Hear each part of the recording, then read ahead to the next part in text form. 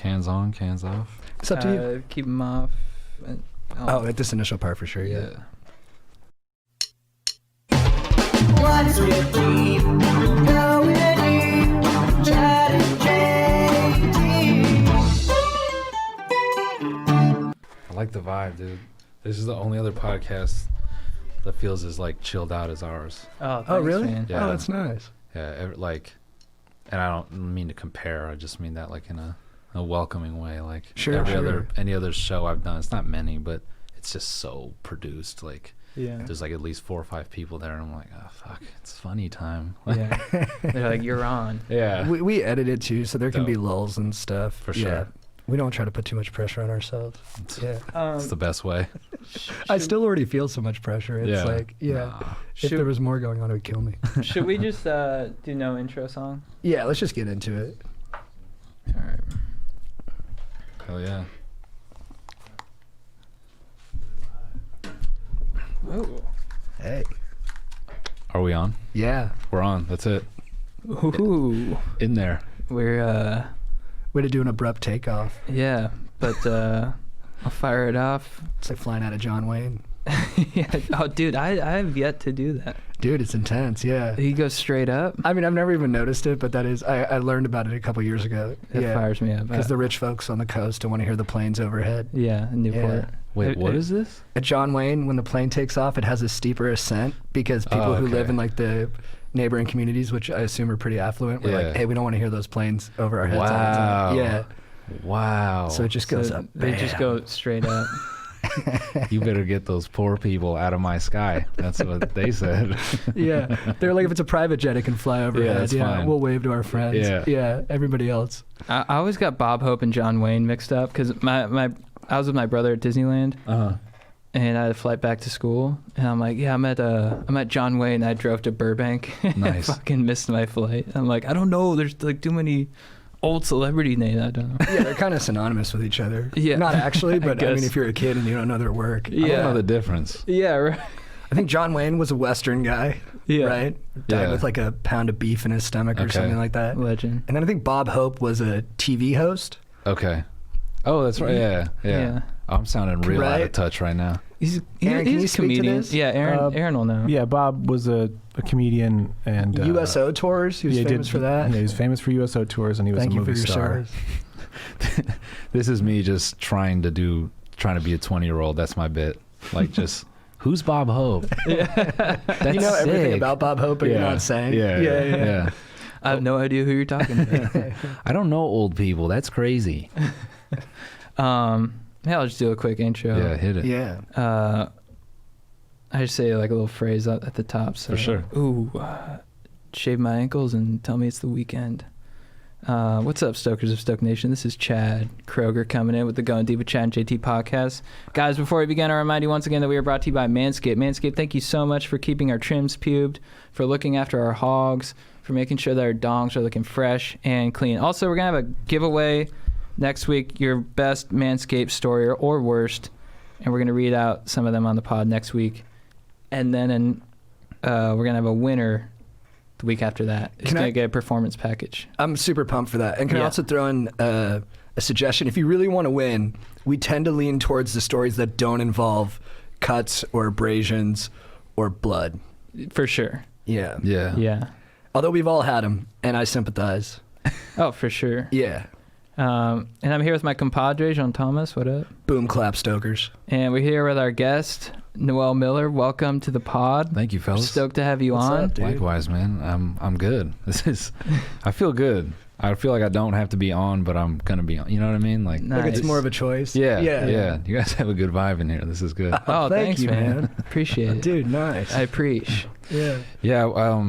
When I forgot who hit me up to do the show, but like I watched a ton of episodes because I thought I was gonna come in here and it was gonna be like really, I don't know why I thought you guys were gonna have like an hour of material ready to just hit me with, and I would have to be like super on point. And then I watched a few episodes and the anxiety cleared. I'm like, oh, okay, word. Yeah, it's easy. Are you suggesting that it's a lackadaisical kind of production here? No, I'm saying like you guys are so good at what you do that like I just don't know. Like I watch like your videos and stuff, and I'm like, man, is this all from the hip, or like are they just like some meta geniuses and they have like 3 hours of? Oh, like, you can't come in this nice. Come on. No, I That's so swear. kind. I swear, Come on. man. I swear. Oh, thanks, Wow. man. Yeah. We'll let the ball licking commence. I'm all about your stuff. Dude. I love it. Thanks, dude. Huge fan. I'm not wearing pants for this. Yeah, exactly. Good.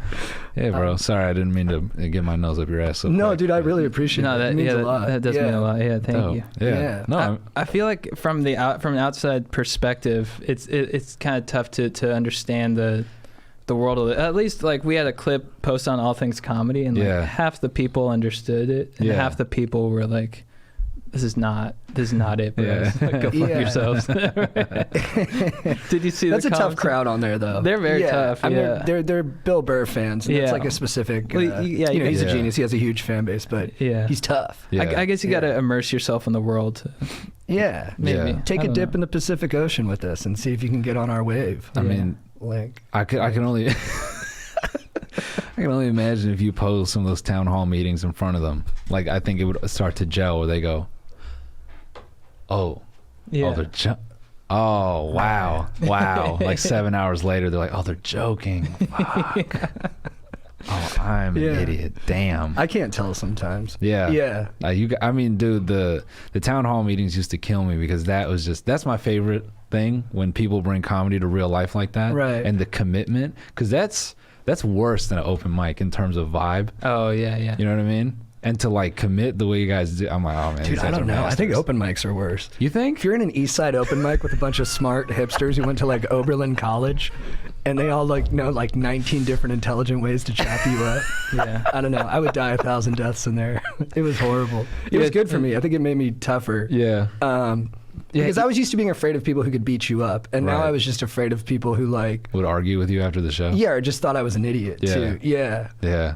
Yeah, because I was like the smart guy to the jocks, and then I got to them, and I was the jock to their smart guy, Right. and I was like, I don't even know how to make heads or tails of this. Yeah. And then you got off stage and they're like, yeah, that joke you had halfway through, let's unpack that. And you're like, well, all right, this guy's my professor now. What's up? Yeah, exactly. Yeah. Oh, yeah. I would have liked it if they would have done that. They were just like, later, dude. I was like, are we doing anything? Dude, Yeah. I'm sorry. I've had this open mic story that I feel like no one would ever relate to until right now. So I have to share it. Oh, lay it down. I don't know if this mic even had a name or anything like that. It was on the east side, and I'm trying to think of any comedians who might be there that you might know. Nothing's coming to mind. I go out there, and I lived maybe an hour and a half from this mic, and I drive out there. There's like 6 people there, and you know how that goes. You're like, the fuck am I doing here? Yeah. And I'm sitting there, and it's clearly like a couple people that know each other, and then a couple strangers. And this dude gets on stage. He's got really long hair. He's got kind of a vest on. It's clearly like an outfit. And he's doing some crazy bit, and the rant is really edgy. That's all I remember, is that the dialogue was it was a lot. Mm-hmm. And some people are laughing, and we're kind of waiting, and I'm thinking there's going to be this big moment where he like turns around and he goes, psych, you know, this is me. And then like he gets into the bit, but that never happens. And instead, someone shows up and arrests him, and they're fully in like cop like uniform. Yeah. And I'm believing this for a good few minutes. And then I look back, and there's like a dude with a GoPro, and I'm like, oh, man. Yeah. And he pimped us all out for like a YouTube video. Wow. Oh. And then the mic ended. Really? Yeah. Oh, really? He didn't even run the rest of it? Did you get to go up? No, like I just. That's the Oh. worst part of Yeah. that story, that he Yeah. didn't It's finish, just that like- he didn't get everybody Oh, else so up. he set it up? I have no clue. He set the mic up too?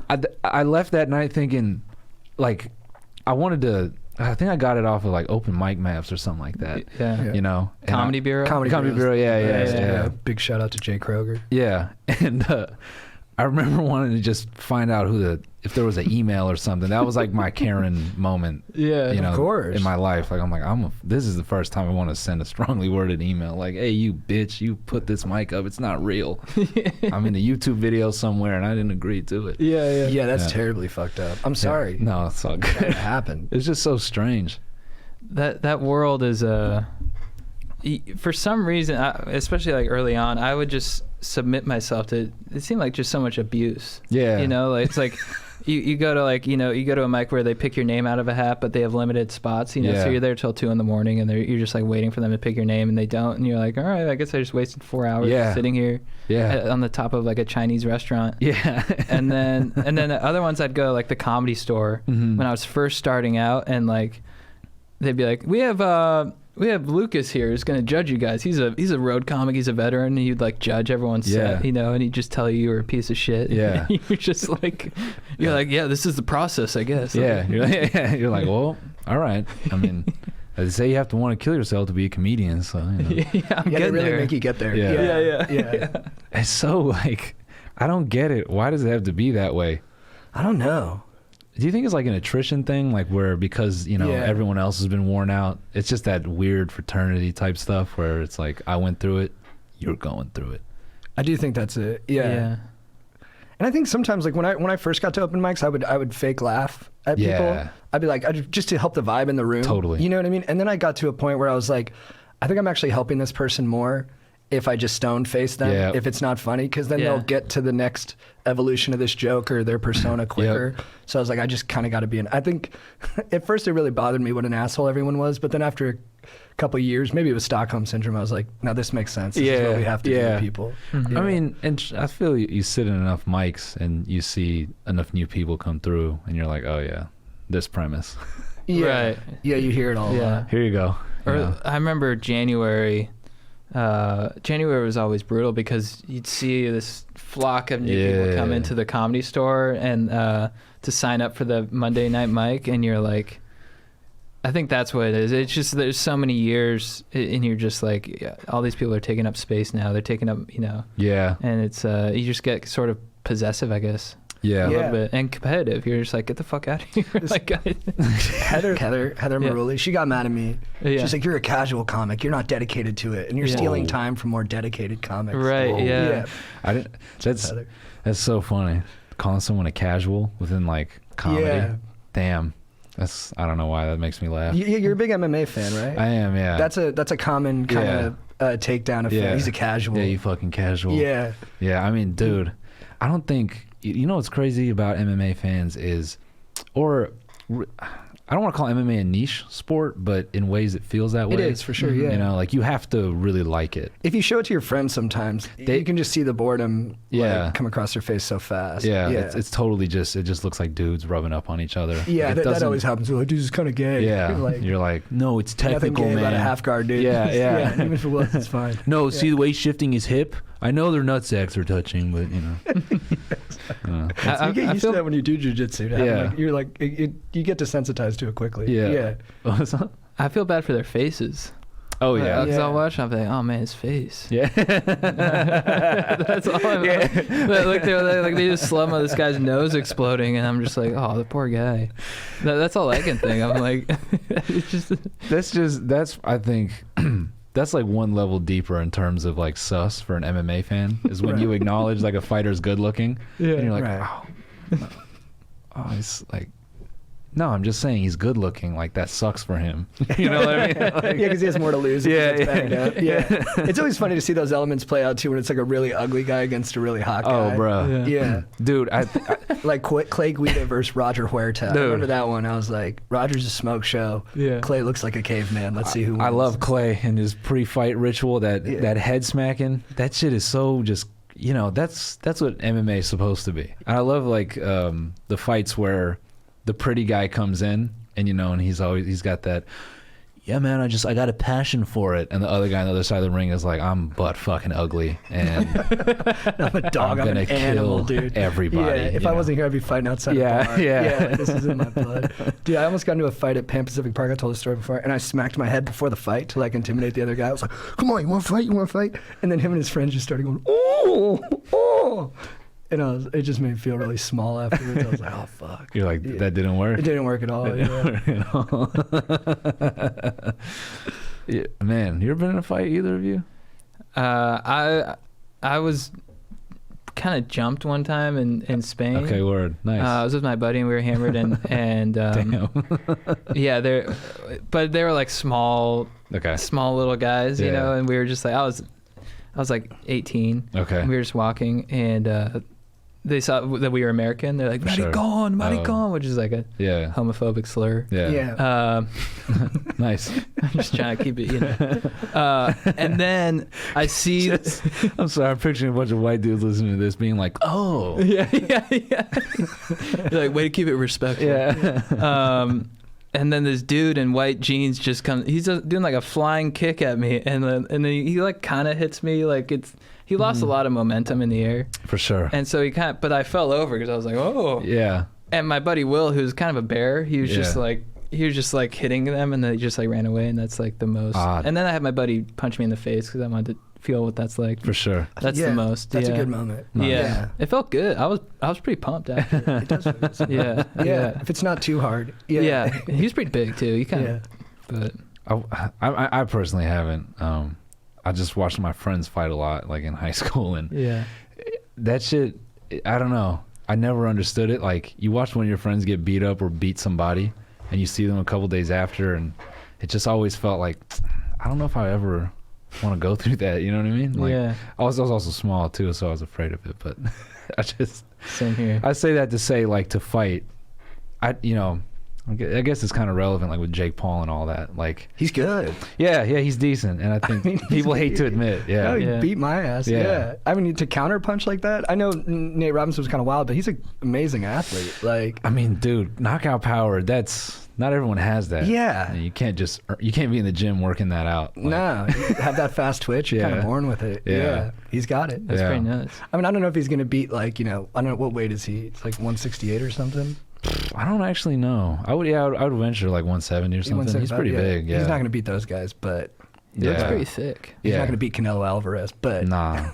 Isn't it wild, man? Like, he's just going to be a zillionaire.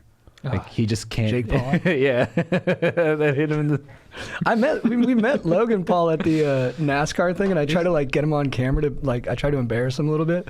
Like, I was like, hey man, are you happy? And I thought he'd say something kind of clownish, and he was like, I just work at it every day, and I was like, very reasonable. Damn. Okay. Are you fucking moron? Are you happy? Yeah. You don't figure it out. Yeah, exactly. I was like, all right. Damn, we kind of all are, aren't we? Yeah. Have you met? Because didn't like Cody or did you guys have like a beef with Jake, or was it like a faux beef? It's like a couple things there, but like, so Jeff from the Vlog Squad crew, he has his show, and then he kind of set up Jake to do a surprise appearance, and he wasn't planning for what Jake was going to do. So Jake tries to punk Cody, and he's like, why are you bullying kids? And he's clearly doing it for a video. And Cody's a pretty non-confrontational dude, so the whole interaction is kind of odd to him. Like, he's like, it's not that serious. I don't know if you've ever seen stand-up or comedy before in general, but so then Jake threatens to beat his ass a couple times, and nothing happens, and that's it. And then only other scenario where we've run into them is we actually saw Logan on a flight. We were flying to New York, and then he was flying with us, and he just looked at us, and we looked at him, and he just sat down. He just didn't even it was just kind of like a yep, and then we just sat down, and then that was it. Oh, I thought he just didn't even. He just looked at you and just sat down. He might have looked through me. I mean, like, he's got that much money. What did you see in his eyes? Man, I think between the two of them, I think Jake is actually the dude. This, like, is kind of what I was trying to say earlier. Jake is the kind of guy, like, who wants it. You know what I mean? Like, as far as like confrontation and like a fight and all that, like, right, that's in him. Like, you look through that guy's eyes, you're like, oh, this kid. He's just one of those guys. Yeah, he's just one of those dudes. But Logan, I feel like looking at him, I don't know. Like, I think his fight was purely just to do it, and I think he is a nice dude at the center. And people question his sort of wanting to change and all that, and I think he is actually more genuine than he leads on. And I think with the whole Suicide Forest thing, I think he actually was like, fuck, I'm a bad person. Right. So I didn't see the on version. I just wonder. Yeah. Go ahead. No, you go. Yeah, I can see that. Yeah. When our brief interaction, I was like, oh, he was sweeter than pie. And he's really nice. Like, all these fans were coming up to him. They're like, Logan. And he's like, what's up, bro? What's up? He's like, he's like very sweet to all of them. Yeah. Yeah. So. And how many of us would have made that mistake in the Japanese Suicide Forest? I don't know. Probably no one in this room.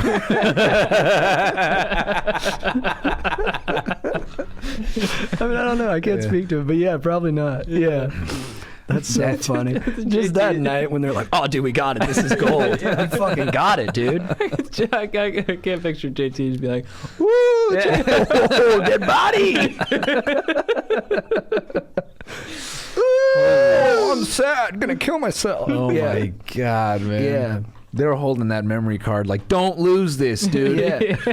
Yeah. That's make just a copy. It's like the photo at Tiananmen Square. They had to give it to agents to get it out of the country. Yeah. It was that valuable. I think they sent it to people for notes. Oh my God. So like, should we have hit it from a different angle? Because I think it's still there, and like we could definitely get a pickup shot, dude. Yeah. Should I dub some audio over there? Oh my God. Bro. Yeah, they went back for a reshoot. If we found that out.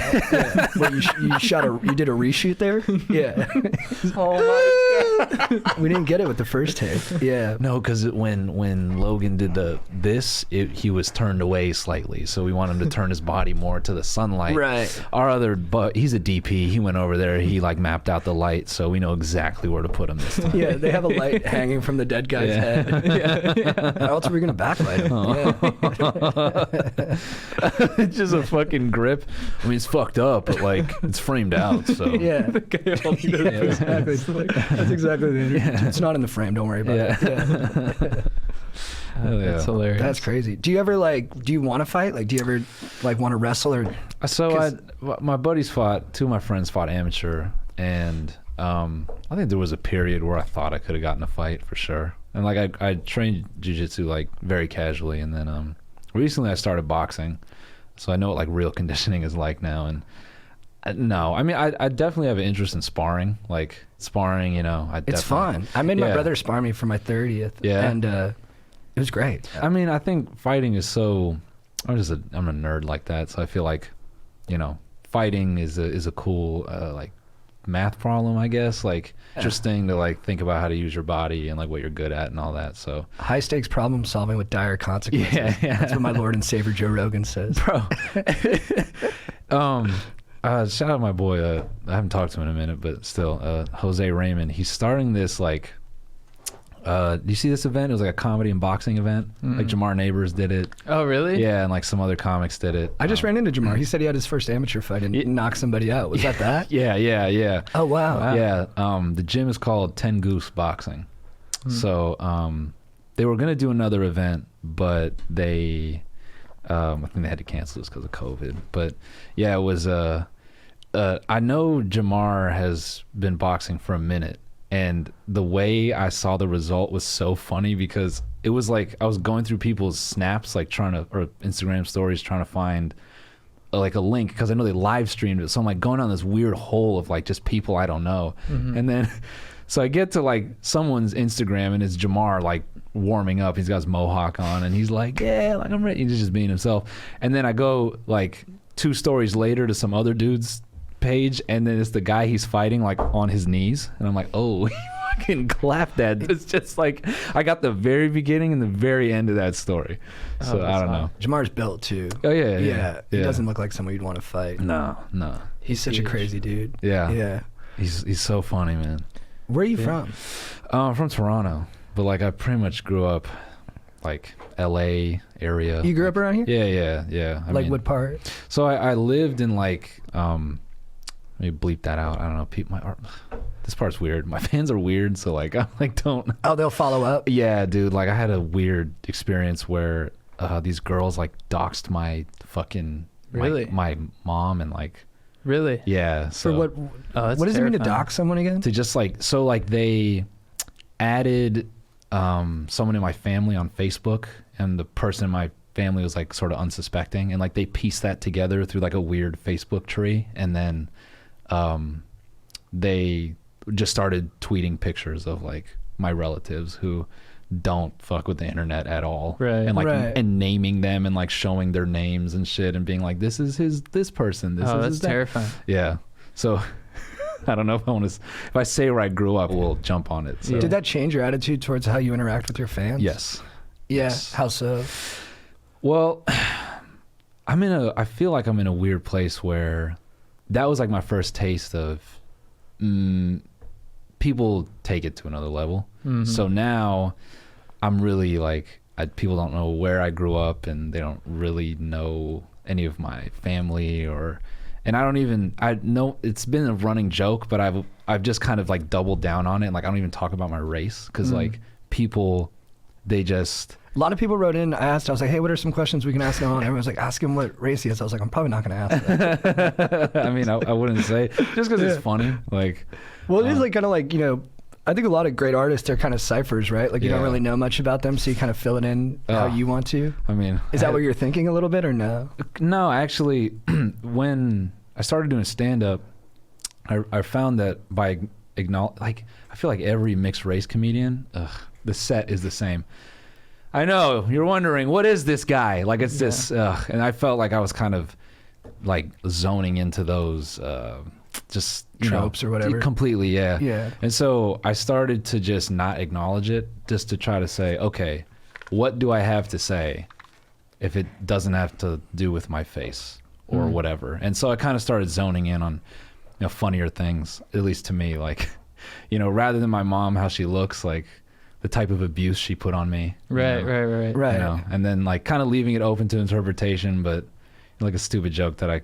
And not attributing said abuse to because of her background. Because of her background, yeah. It's more a personal choice she made. Yeah, like a stupid joke I'd come up with was, you know, and it if you relate, you relate. You know, I said that my mom and her siblings were like the Avengers of child abuse. Like they would like pass around like, you know, like a house object, like fucking Thor's hammer. Like she'd hit me with it and throw it to her sister. You really got whooped on like that? No, thankfully I didn't. Like my cousins would. Yeah, and or sometimes we'd get like sheep herded. It was crazy. Really? There'd be like 15 kids in a room, and then some like uncle running around with a newspaper. No way. Yeah, and he's just, you know, he's just trying to, you know, get a high score. Like he's just trying to get whoever he can get. Yeah. We thought that was hilarious. Yeah. Like just, you know, a line of kids moving through the house.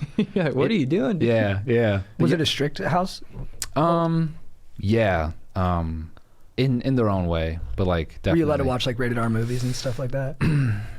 Sort of. It just depended who like was drunk and who cared. Who was in charge? Yeah. And you know, sometimes it was like you can't watch this at all, and other times it was, you know, yeah, come on in. So, but yeah, I think they kind of gave up on it because we figured out where their VHS tapes were. So we had just, you know, when they were gone and we were with grandma and grandma fell asleep at 12, it's like we're watching this. What were like the movies that kind of, or what inspired you to kind of get into the career you're in? Bro, I got exposed to Friday like at the wrong age. I was like 6, like 7, like mad young. And me and my cousin, we watched the first 20 minutes of the movie and we're like, yo, this is crazy. Like, and you know, then we watched it the next day, and then like I think from there, like I don't know, comedy just kind of clicked, and then as I got older, I discovered, you know, stand up on TV like anyone else. And what is it about Friday? Because I know it's a big touchstone movie for a lot of people, and I like it. I especially like the end when Craig kicks Debo's ass and like, throws the brick at his face. But I guess like it's in Tarantino's like favorite movies of the 90s, and I don't know if I understand why it's like that significant. But I'm also corny. So. I mean, I think for me as a kid, I think characters like that were just, I don't know, they're just super compelling, and the neighborhood kind of looked like where my cousins lived at the time, so there was like a relatability there, and then some of the characters in there like we'd see around, so you know it was like, oh, that's kind of like, you know, we were young, but like you could kind of, at least I was apt enough to like piece together stuff. Like I have like this really distinct memory that was like super funny to me where there's a kid so clearly getting like jumped in to like a, you know, a gang or a clique or something on my cousin's front lawn, and my mom is like bugging out, like her eyes are huge, and she's kind of looking at my dad like, yo, like get in the car, and my dad is just like, he just kind of looks over at it and he just doesn't, he just like, it just escaped him somehow, maybe because it was in the night, but like, you know, so it was just sort of, that was the connection for me and like people on screen. And I think I was more... And how casual the juxtaposition was. Your dad was just chilling and then this like hyper violent thing is happening. Yeah, but I mean... don't throw away. Yeah, I mean like within the context of Friday, I think, you know, you just catch elements of that, but also I think it was a lot of the performance, you know. Are you a Chris Tucker fan? I mean, naturally, you know, Yeah. like I found his stand-up was super influential for me. Really? His early Def Jam. okay. Because he just came out and he had his character was so well defined. Mm-hmm. He just came. I tried to imitate him a little bit. Sure. I know it's difficult too. That's crazy. Yeah, But, yeah. but he comes out, but in both his sets in Def Jam, he kind of be like, "Pissed off, man." And dude, I would go to open mics. I'd be like, I'd be like, "Yeah, I'm pissed off." And, More smoldering. yeah. And then were Avery Pearson, who's on the piano all the time. He was like, "Ooh." I was like, it led me somewhere, but that was like a stepping stone. But He's pretty incredible. Like in Fifth Element. Oh yeah. When he's like the talk show host. That Yeah. Yeah. I remember I was really blown away by his like seduction skills in that movie. Yeah. That too, as a kid, seeing him go from Friday to, like in the Fifth Element, Trent. That was crazy. I think just to see. I think that always like nailed him as a performer in my mind between like that Rush Hour and Yeah. And then he kind of He's so disappeared. good. yeah, which was bizarre. It's crazy that you say Chris Tucker. Chris Rock definitely was like my. Oh, Chris Rock. Yeah. Yeah. It was like what was kind of cool was my part of my family was sort of they were like, oh, you should be in show business because I was mixed. Like that was like, oh, you would do well. It was like crazy how early they were like plotting that. Interesting. Yeah. And they never did anything to get me in it. It was just like always hammered in my head like, oh, this is what you should be doing. But yeah, they would expose me to like Chris Rock. And then as I got older, I got a Chris Rock DVD gifted to me and then Chappelle's 2 stand-ups gifted to me. Yeah. And then I would just bang those like on repeat on the DVD player. Yeah. So anyway, I don't know, tangent. No, yeah. I remember the early Chappelle, Chris Rock. I mean, it was just as a kid when you watch that, you're just like, this is incredible. Yeah. It just blows your mind a little bit. It's funny, the stuff I liked Chris Rock in was like, wasn't even a stand-up. I liked him in like Lethal Weapon 4. Yeah. But he's doing bits in that movie. It's great. Yeah. And I watch it back now and I'm like, oh, he's not a great actor, but he just had so much charisma, it kind of didn't matter. Mm-hmm. Isn't that crazy? I think now, like modern film is way heavy on performance, and versus then, I feel like The Rock is like The Rock and Kevin Hart are like the last of personality-based casting. You know what I mean? Right. Like where the whole movie is molded to be like, and then they come in here and they're just gonna do themselves. Right. You know what I mean? Like, Interesting. I feel like '90s was, like '90s was completely about that. Like, oh, we're gonna write the role, but they're just gonna be them person, whatever they are. Right. Whereas now it's like, I think it's so hypercritical and they need to be a certain way. I don't know. Maybe I'm wrong, but No, I hear you for sure. I mean, I've been during all of quarantine, I've been on a '90s movie binge because they just have a feel to them where it's just like, I don't know if it's because that's when I grew up, but like or you just feel like you're like, oh, it's a movie. Like it's fun. Yeah. That's what I feel when I watch '90s movies. I think where you're just like, oh, okay, it's not so. Yeah. It's not so like it's not like fine art. You're just like, it's like this just you're having a good time. No, I mean it's even down to like the editing and the shots. Like the movies now are so dialed in. It's like it's fucked up, Because they've kind of lost their personality because everyone kind of knows how to make a film like efficiently and effectively. Yeah, and I think that there's just so much emphasis on the technical aspect, and I mean, look at A24. They take stories that should be mundane, and they turn that shit into fine art, and you're like, wait, this is a movie about a cow? Like have you seen the ad for that one? Like, no. It's literally about like this cow coming to a small village and then people learning how to make pastries out of the milk. Like, but you that's like a 60-minute segment. That shouldn't be a movie. I know, yeah, but like you feel like you're watching this beautiful thing, and like it turns you into some kind of bozo where you watch it and you're like, no, like milk has this deeper meaning. And like they shot that in the '90s, like it just would have been so goofy, they just would have put the camera down and been like, I guess that looks good. You know what I mean? And I don't know. I think there's something to that. Like, your limitations can be your style often. Yeah. If everyone on the set is like a total pro, Yeah. you're not going to really get any of that character that you get from like Robert Altman, he's like, everyone thinks he's one of the greatest filmmakers ever. If you watch his movie McCabe and Miss Miller, you can't hear a word in the first 20 minutes. Like the dialogue's unintelligible because they were so bad. He wanted to get like this panoramic dialogue where you could hear everybody talking. You can't make out shit that the leads are saying. Yeah, it's like, but it's an amazing movie. It's like, it's almost better because you can't hear anything. You're like listening harder and you're like, oh, it's a choice. Interesting. But you never see that in a modern movie where like No. they just fuck up the sound for 20 minutes. Yeah. And still put it out. And it's a classic. Everyone loves it. Yeah. That's so great. Yeah. I watched Armageddon recently. Yeah. Oh, nice. I've never had a better time. I should go back and rewatch that. Man, damn. It's good. We watched it with the Ben Affleck commentary too, and he's on one. It's really funny. Yeah. He kind of shreds the whole movie. Yeah. Have you guys seen that movie, The Lighthouse? It's newer. I've been I didn't meaning like to. it. You didn't like it? You go first. No, I mean, I think that was like a director's movie, you know, like that was very, it definitely ran a little too long, but that was like deep.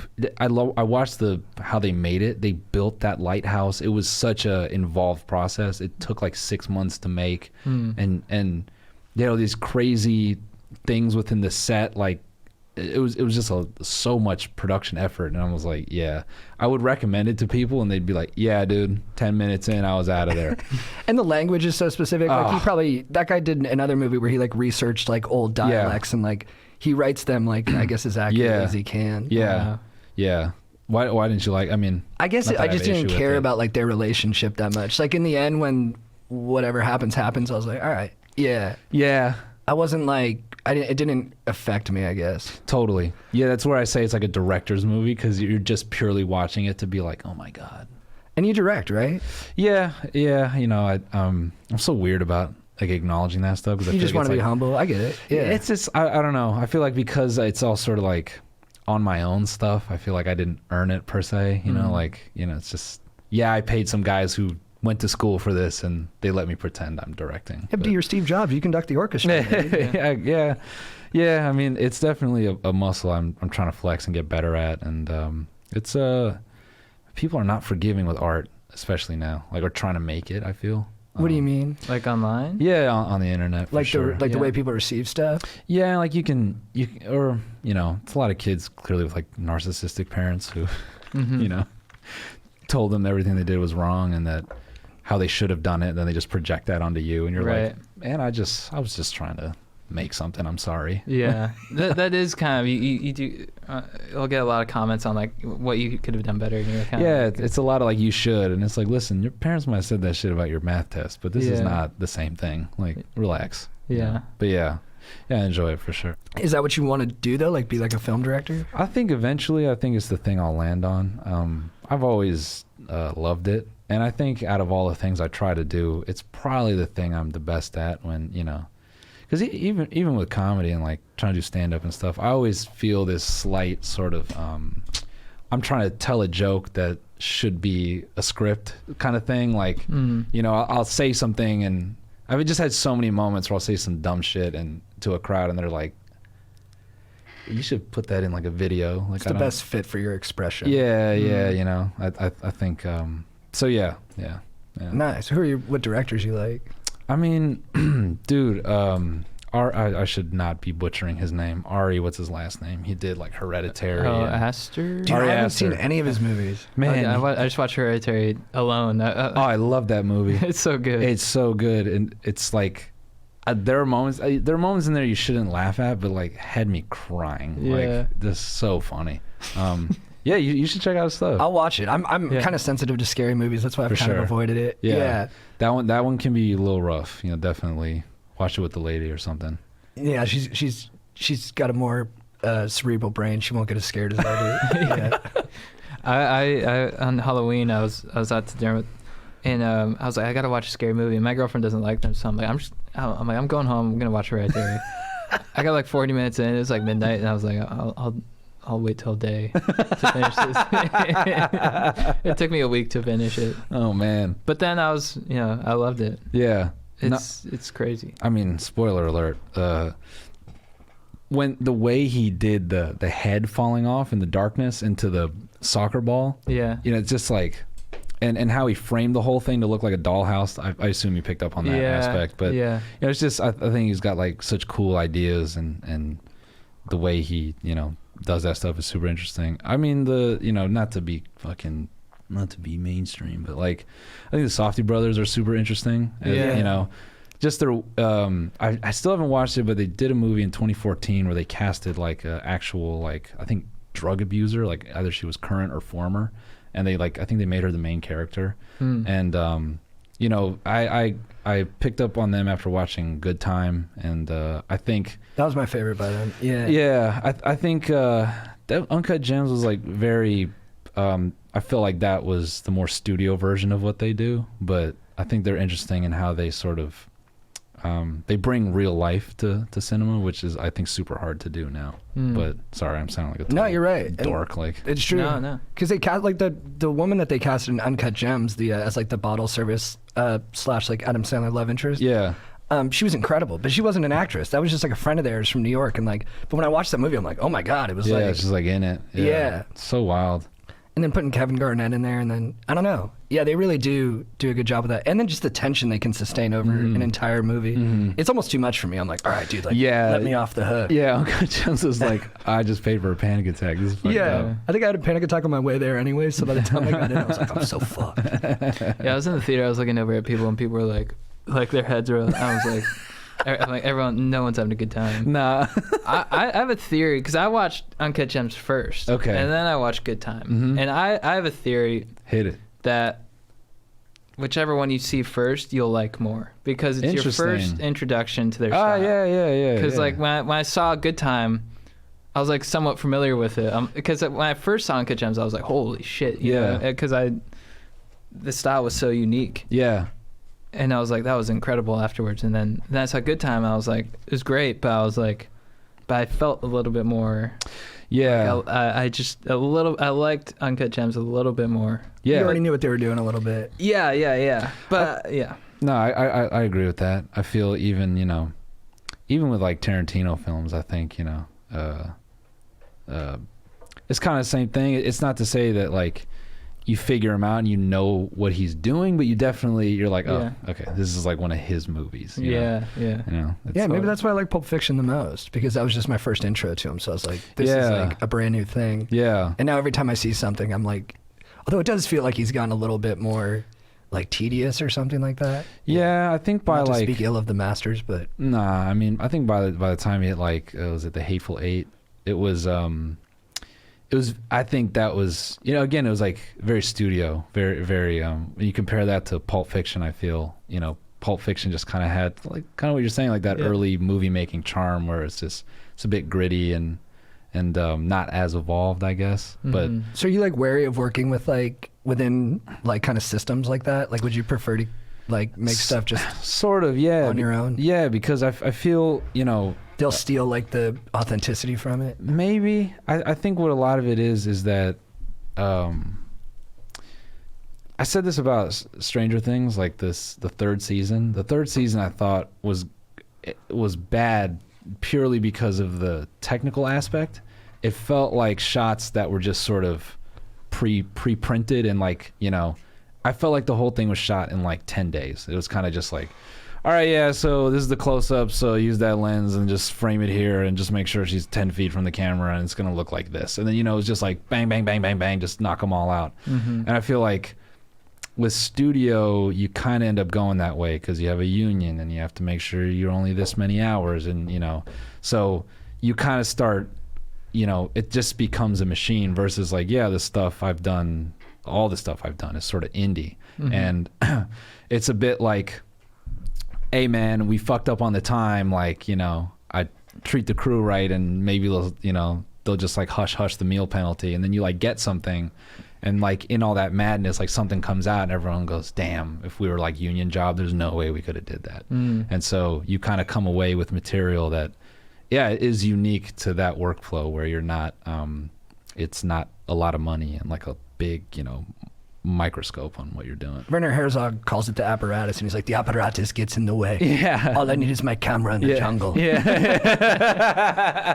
Do you think like the chaos of being in those like kind of like not hyper professional sets, do you think that sparks more creativity for you? Yeah, because I'll never forget this. Like the first short I did, you know, the writing was pretty bogus, but you know, we had some cool shots in there. It was the first thing I had like produced and directed, and like producing, you know, after that I was like, I'll never do that again.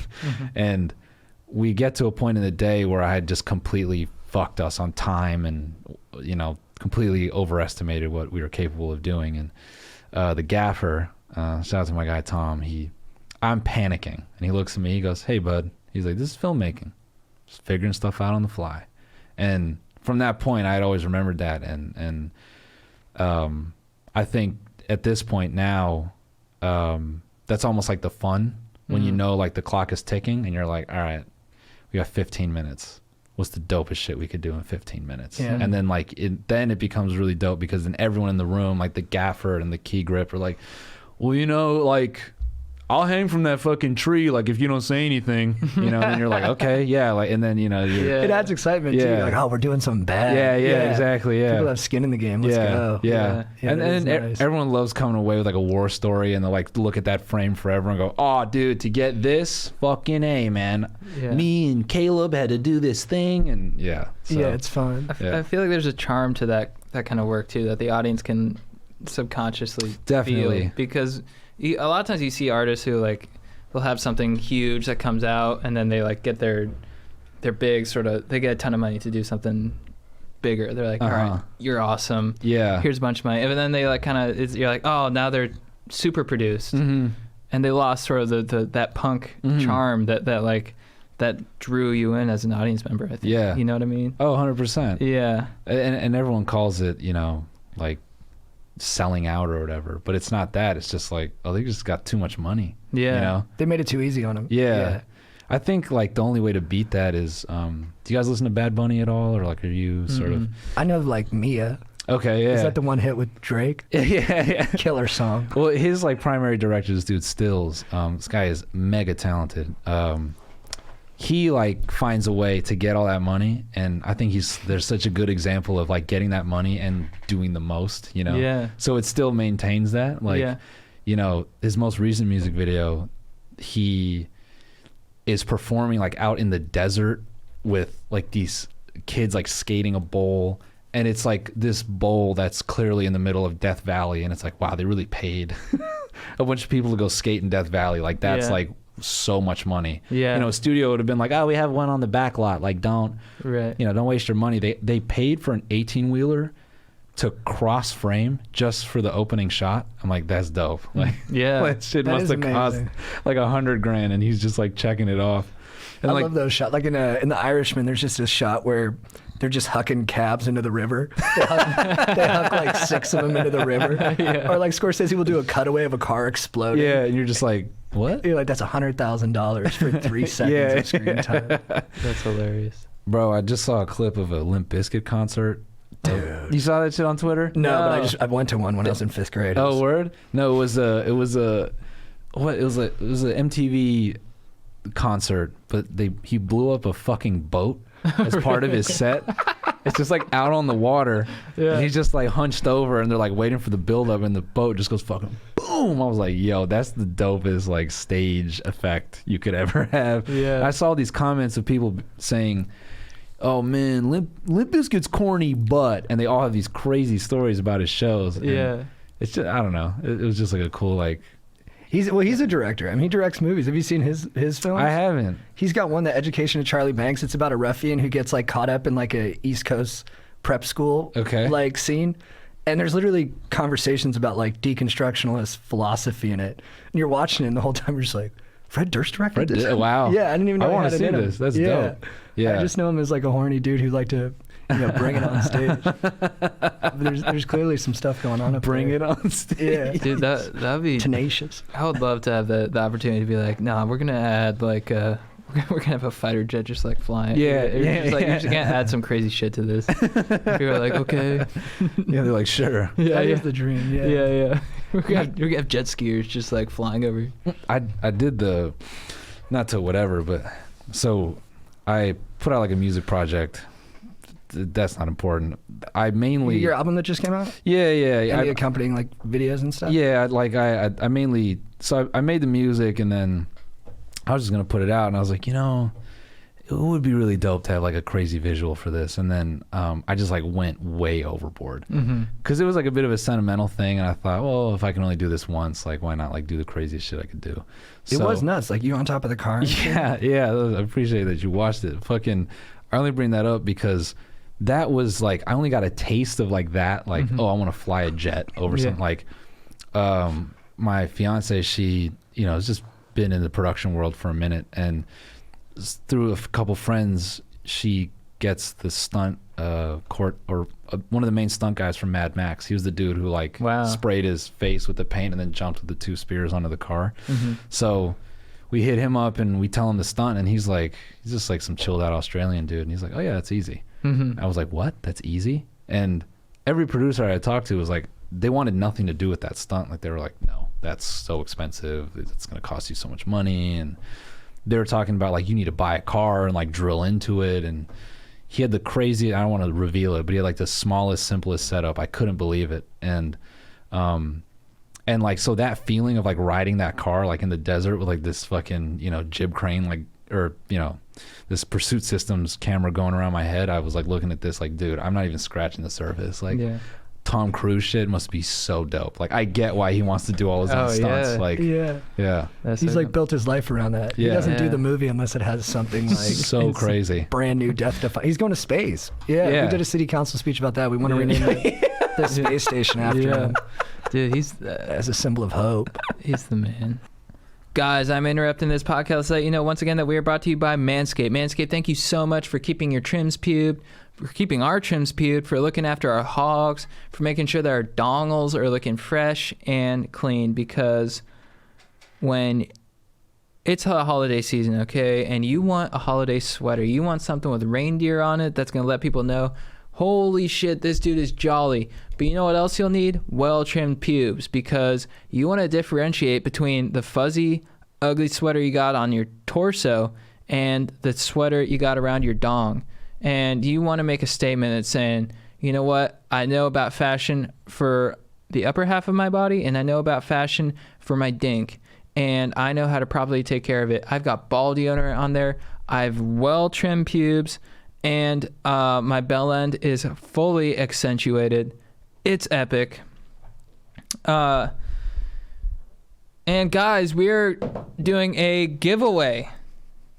You heard me right, a giveaway. So we want you guys to send in your best and worst manscaping stories, and we will read some of them on the pod, on the episode next week. Following that, we will pick our favorite, and but you guys are all winners. But we will pick our favorite, and that person will get a performance package for free. And guys, the performance package is the #1 wish for gift of the year. Manscaped, the best in men's below and above the belt grooming. So send in your stories to chadgoesdeeppodcast@gmail.com. That's chadgoesdeeppodcast@gmail.com. Send in your stories. Let's hear about your dongs. Let's hear your stories. Because ho, ho, ho, fellas. Naughty or nice, 'tis the season to perform. You guys know how I feel about Manscaped. I love it. JT, do you love it? Manscaping? Yeah. Yeah, it's amazing. Fires me up. And the performance package is the ultimate men's hygiene bundle, and it makes for the perfect gift. Imagine opening an attractive box that says your balls will thank you with the most sought-after gadgets and scents a person can find. Included in the new package is the Weed Whacker. That's a nose hair trimmer. It's excellent. 9,000 RPM, 360-degree rotary dual-blade system. What up? 79% of partners polled admitted that long nose hair is a major turnoff, so get rid of that stuff today with the Manscaped Weed Whacker. The Lawnmower 3.0, best for your balls, butt, and body. I Manscaped, my chest area, I wanted to go, keep the hair, but trim it up a little bit so it's not too haywire, and I did that with the Lawnmower 3.0, and it was super easy. Dads can't stop talking about it. 'Tis the season. Ho, ho, ho. Jingle all the way. Friggin', that Arnold Schwarzenegger movie, and I bet you had trimmed pubes in that. I bet you. Arnold Schwarzenegger trims his pubes. I know it. He manscaped his way to the top of entertainment, government, and real estate. And he's one on the call sheet. So when one on the call sheet is trimming their pubes, that's permeating throughout the rest of the crew. Yeah. Then you got, rest in peace, comedy legend, comedy genius, Phil Hartman. He's shaving his pubes. Comedy legend, comedy genius, Sinbad. He's shaving his pubes. It's going Jake Lloyd, the 9-year-old kid on the movie who would later be in the Star Wars franchise. Yeah. He's trimming. He probably doesn't have pubes, but he would if he could. And it's going all the way through. It's setting the tempo. It's snow and pubes. Yes. From the legends of our time. Absolutely. And you can snow your pubes onto, everyone else with the code GoDeep20 at manscaped.com. That's 20% off plus free shipping with the code GoDeep20 at manscaped.com. Send in your stories. We want to hear them. We will read some of them. And one of you will get that performance package. Back to the show. Your songs are so good, by the way. I was watching the music videos, and I listened to them a few times over because they're just like, they're really well done. Oh, thank you, man. They're super. Yeah, I was just like kind of rocking out. Oh man, damn! Like the TMG stuff. Or? TMG, yeah. Word. Well, with that stuff, you really did a good job of it's like funny, but it's great. It's good to listen to as well. Thank you, man. Yeah, we try to toe the line. It's like it's a hard thing to do too. You have a swag too. Oh, like you, in bro. the video. In your latest video, forgive me, I forget the name. Sophia. Sophia, that's right. There's a part where your eyes turn back to normal, but you kind of like do this thing with your like jacket. I was like, damn, dude, you got like a swag, dude. I wanted to talk about that too. I noticed that instantly when I watched your music videos. I was watching. I was like, oh, he really commands the frame. Oh, damn! Like, man, thank you. like a proper, I don't know. Like hip hop artist or superstar, yeah. Is that something you practice? Like those close-ups, like how to drill that little facial expression? Nah, I just kind of think I just try to separate myself a little bit, and I try to just purely look at it like, okay, if I'm delivering the track and the tone of the track, you don't want the subject to be too. It's purely like a technical thing. Like I'm just like, all right, just performance. Yeah, like don't deliver this in such a way that. But is that a part of you that you're happy to get out? Man, that's a good ass question. I've never thought about it like that. Yeah, I've truly never thought about it like that. Because when you watch like Donald Glover do music, he there's this part of him that I was like, oh, I get why he had to do that, because like you can't do that in stand up. Yeah, no, you can't have your shirt open and be like, sexy and evocative. Yeah, I mean, that's the craziest question anyone's ever asked me. No, I've actually never thought about it like that. It's just purely.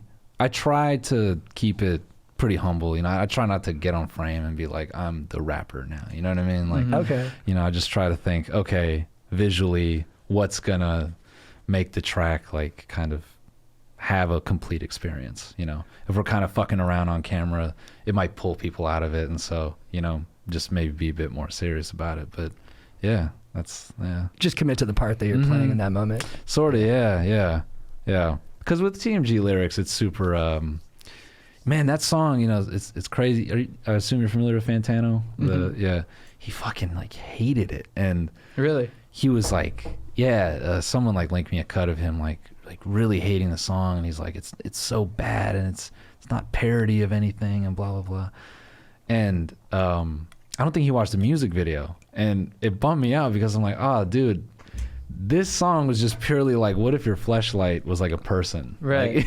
Like, that was the inspiration for the girl with the robot head and all that. Like, the whole backstory to that was just, wouldn't it be funny if like the video girl was like AI? Yeah. And then.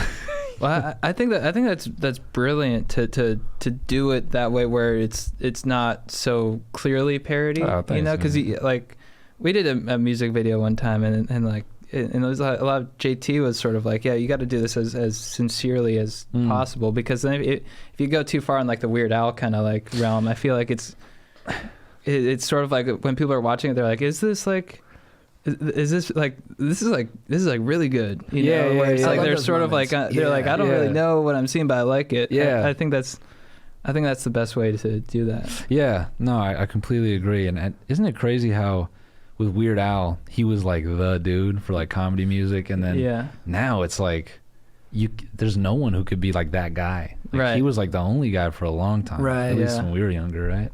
Yeah. But, I mean, no, I think you're right. It was like Randy Newman before him, and then Weird Al, and then that's about it. That's kind of like, I guess, indicative of Hollywood and stuff then too. It was like they just picked one person. Yeah. Like, yeah, there's only enough room for one person in that spot. Yeah. And I was kind of thinking about also, do you feel like, I feel like audiences today have a better understanding of what the performer's thinking when they go into certain projects, so they almost allow you to do more stuff than they would have like that's in such Weird a good Al's point, time. man. That's such a fucking dope observation. Yeah, it's so true. I think that definitely helps to do stuff, you know. And then they're rooting for you and shit. Yeah, I think Sophia's like a great example. I think that's what pushes us to like ride that line is we kind of fall back on the fact that everybody knows we're just having fun with it, you know, that's what we assume, and so yeah, like we have that comfort to go, all right, let's push it, like let's maybe make the jokes a little less obvious, let's not, you know, because for a while going in the studio was like, all right, let's get a fart ad lib, you know, just put it in there somewhere, and you know, then it's like, okay, people know we fucked around, maybe we try doing without it, and it just sort of steps up from there. But yeah, that is crazy to think. I mean, isn't that so weird, like the parasocial thing, like when you feel like you know a creator or a person and you're like watching their shit and you're like, man, that's so Rogan, he would do that, and you're like, this fool doesn't fucking know me. Yeah. I don't know. No, it's interesting though. I think especially with podcasts, it put the audience in a relationship where they're really rooting for the person they're listening to, and you can like chart their growth, which I think makes it, I don't know, it's a more interesting experience for them than just having a detached relationship to like an actor. Most definitely. It's do you guys ever feel sort of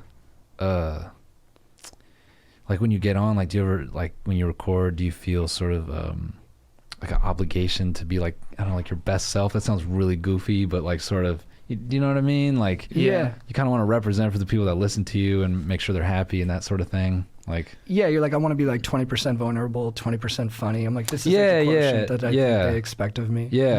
But then you also have this part of yourself that's like, but I also have to honor myself. Right. And I might not give them what they want, but in the end, they'll love me more for it. And then you get the hate comment, and you're like, you should have not told that joke like that. And you're like, oh, fuck. They're like, you've changed. And you're like, I have changed, huh?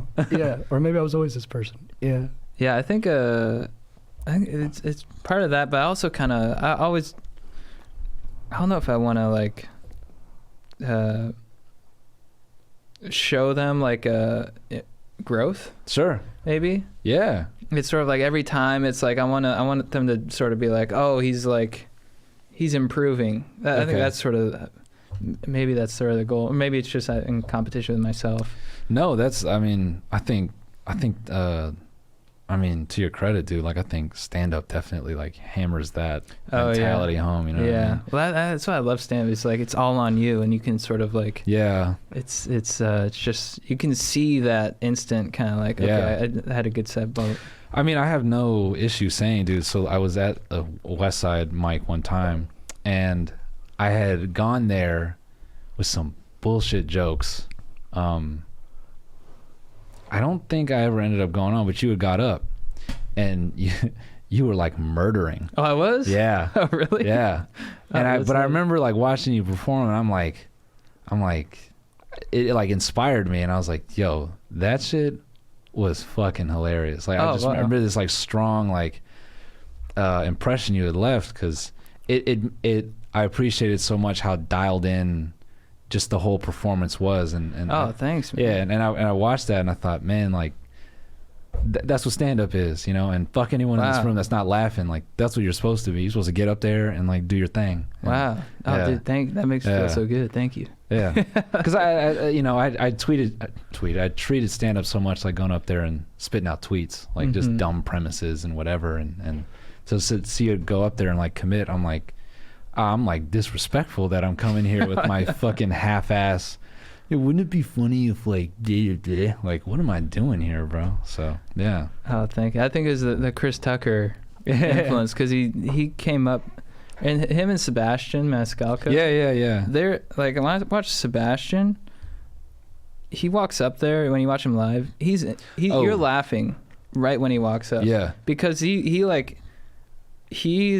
mastered his physicality and his presence so much that like just being in his presence makes you laugh, which like Chappelle has, I think, naturally. But I think I respected like Sebastian, because you can tell he created that. Yeah. So Chappelle obviously worked on his craft a ton, but he sort of had that naturally. He was always kind of like, you're like, how do I get that? But like Sebastian, tons of natural talent, but you can tell he really sort of like created this persona. Oh yeah, and yeah. Like, I feel he's sort of almost like one of the last of that sort of style of comedian. I feel like that's like sort of big now. Like I could be wrong, because I feel like modern comedy is so much like knowing the person, knowing their name, and the way like stand-up stories are now. I feel like it's so serious. Like so many comics I feel get on stage and they're like, yeah, so I was molested, and everyone's like, like they're supposed to laugh at that, you know?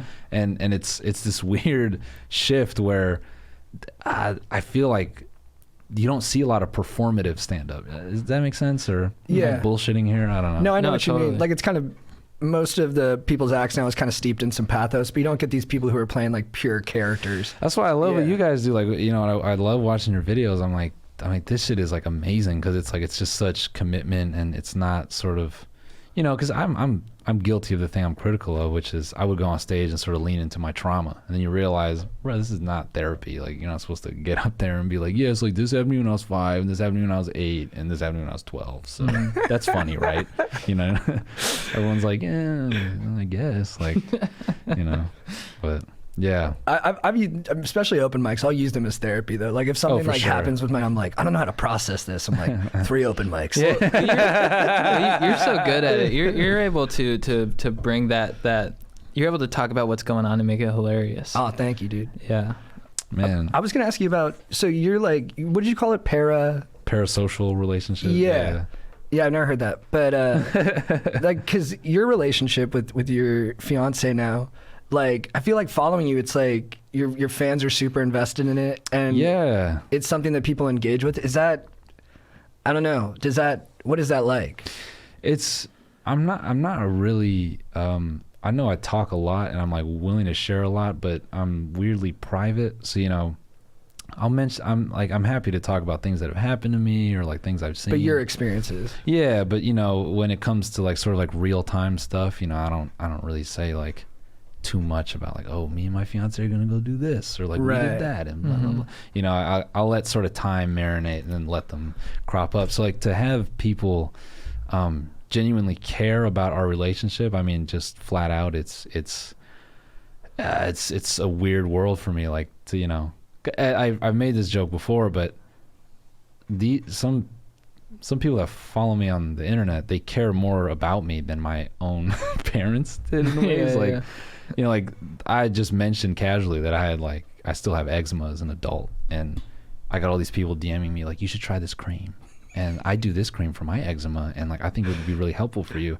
Like all the way down to, I got on Twitch the other day and someone's like, oh, your arms are looking better. I'm like, I mean, I noticed that as well today, but I didn't realize you were paying attention. You know, so it's this, you know, I don't know how you categorize that, or how you're supposed to treat that. It's still new, you know, like I don't. But so you consider yourself kind of private?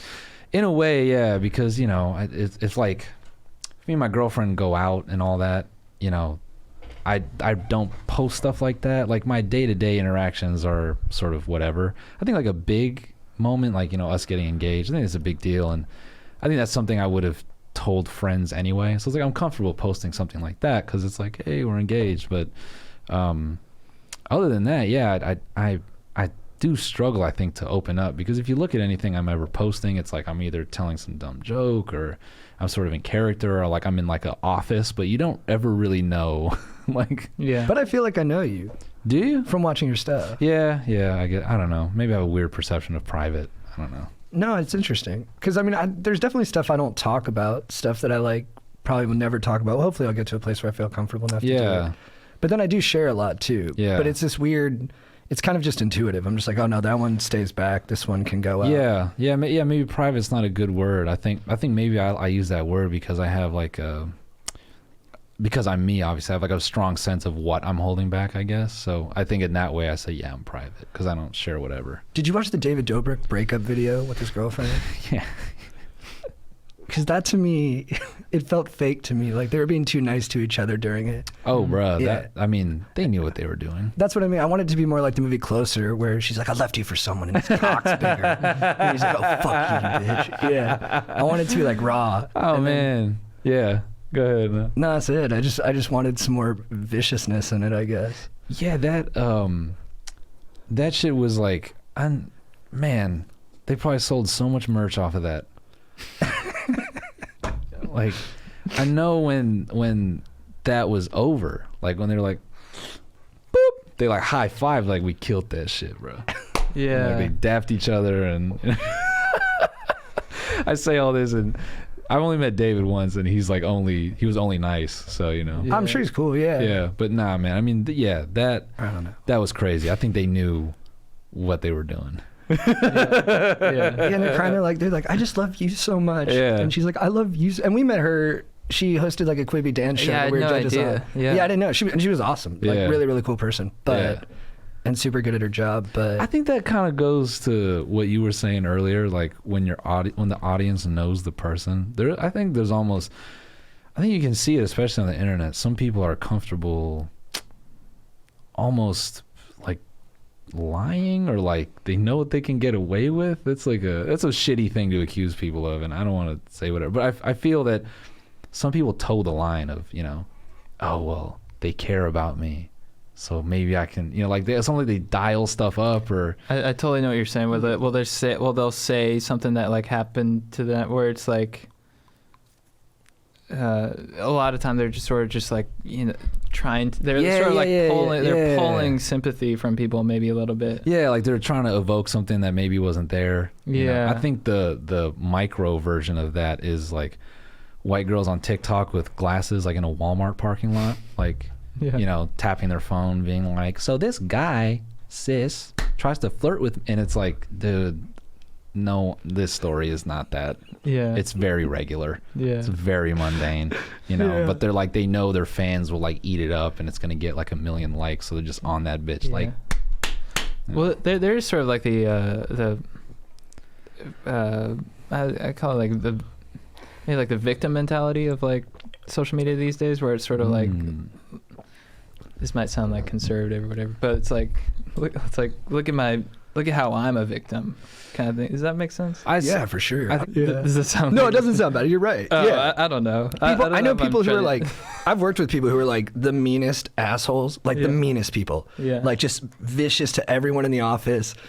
Just jump down, and then when they're on social media, they're like the most magnanimous. They're posting about like all the hardships they've been through. Yeah. And they're very good at it. But you're like, Yeah. but if you actually spend time with this person, they're really not nice, and they're kind of hard to be around. I almost feel that there's so much, and cut me off whenever, because I talk way too much. No, go, dude. I love it. I feel like with the internet, it's so common to borrow from other people, like the most obvious and egregious example of that is like, kids in the suburbs, gangster rap, and they're like, I want to fucking, I want to be like that and whatever. But I feel like now there's almost like this weird blurring of someone goes through something really traumatic, and it's almost like it's this thing that you're talking about where people like want to relate to that in some way, or they see that people, offer some kind of affection, and maybe they sort of, want to it's just like, it gets muddy real quick. And I think there's so much of that now on social media where, there's people who actually go through shit, and then people who want to seem like they've gone through shit because they think that's what they need to be to maybe be respected, to be more interesting, or to be interesting. Yeah. And it's like, they don't realize like, no, you're just interesting if you start by saying like, so I'm pretty fucking boring. It's like, oh, that's They kind of romanticize like the trauma experience and stuff like that. Yeah. Like I recently started going to therapy, and dude, nice. How's that going? It's dope. But I realize how so much of that stuff used to, in ways that people would not pick up, but like would carry through, like maybe my writing and my joke telling and stuff, or the way I looked at the world. And I look at that stuff now, and I look at that material, and I think, fuck, man, I'm so glad no one would figure out like that was the issue. And I'd never want to go back to that place. That's like a dark place. And I think people who maybe haven't experienced like real tough shit, like they don't fully understand. Like you would never talk about it in a romanticized way. It's fucking awful. It's too hard to talk about. Yeah, or like I think even rappers, when they talk about stuff they went through, like I think people misconstrue that, there's like real fucking pain there. Like I was listening to some song recently, and there's like these two dudes rapping, and they're going back and forth trading lines, and the lines out of context seem so like, they seem comedic because they're so brutally honest that these are not rap lyrics. Like they're documenting what happened to them as kids. It's like, I was only 13 when the house got raided. And like, if you hear that line and you step back, you're like, oh dude, like that's fucked up. Like, are you okay?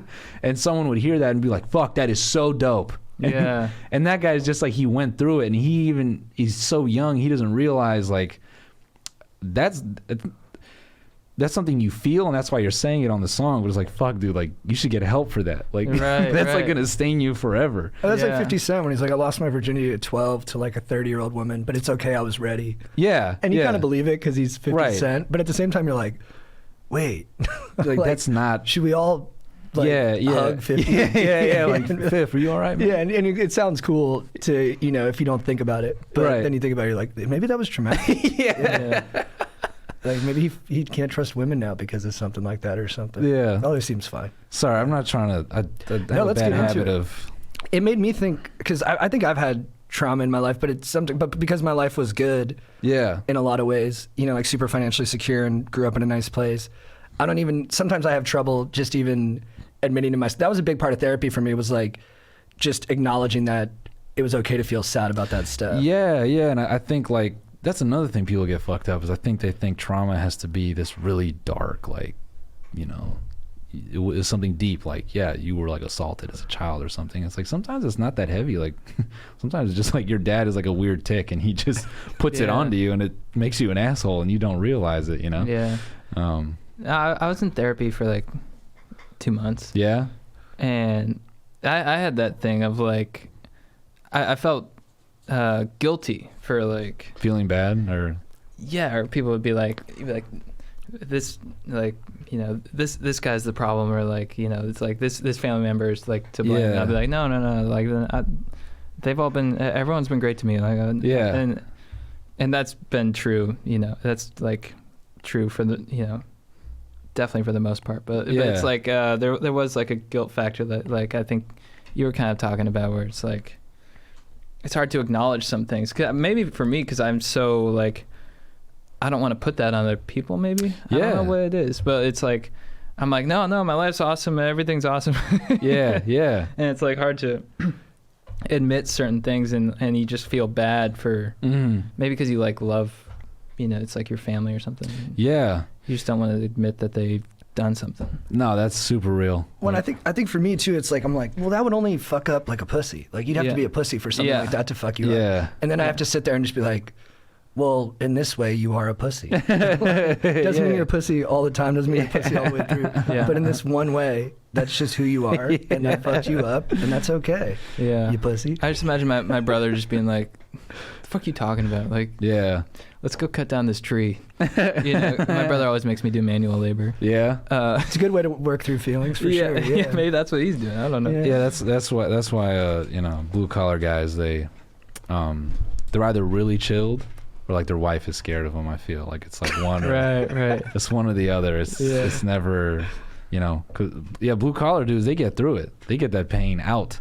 Yeah. They go hack some shit down. Right. And then they come home and then they drink and they're like, it's all right, man. There's more than one way to do it. Yeah. Or like, they have like, they have too much trauma and cutting the trees wasn't enough. So they get home and their wife's like, okay, I put out the video games. Just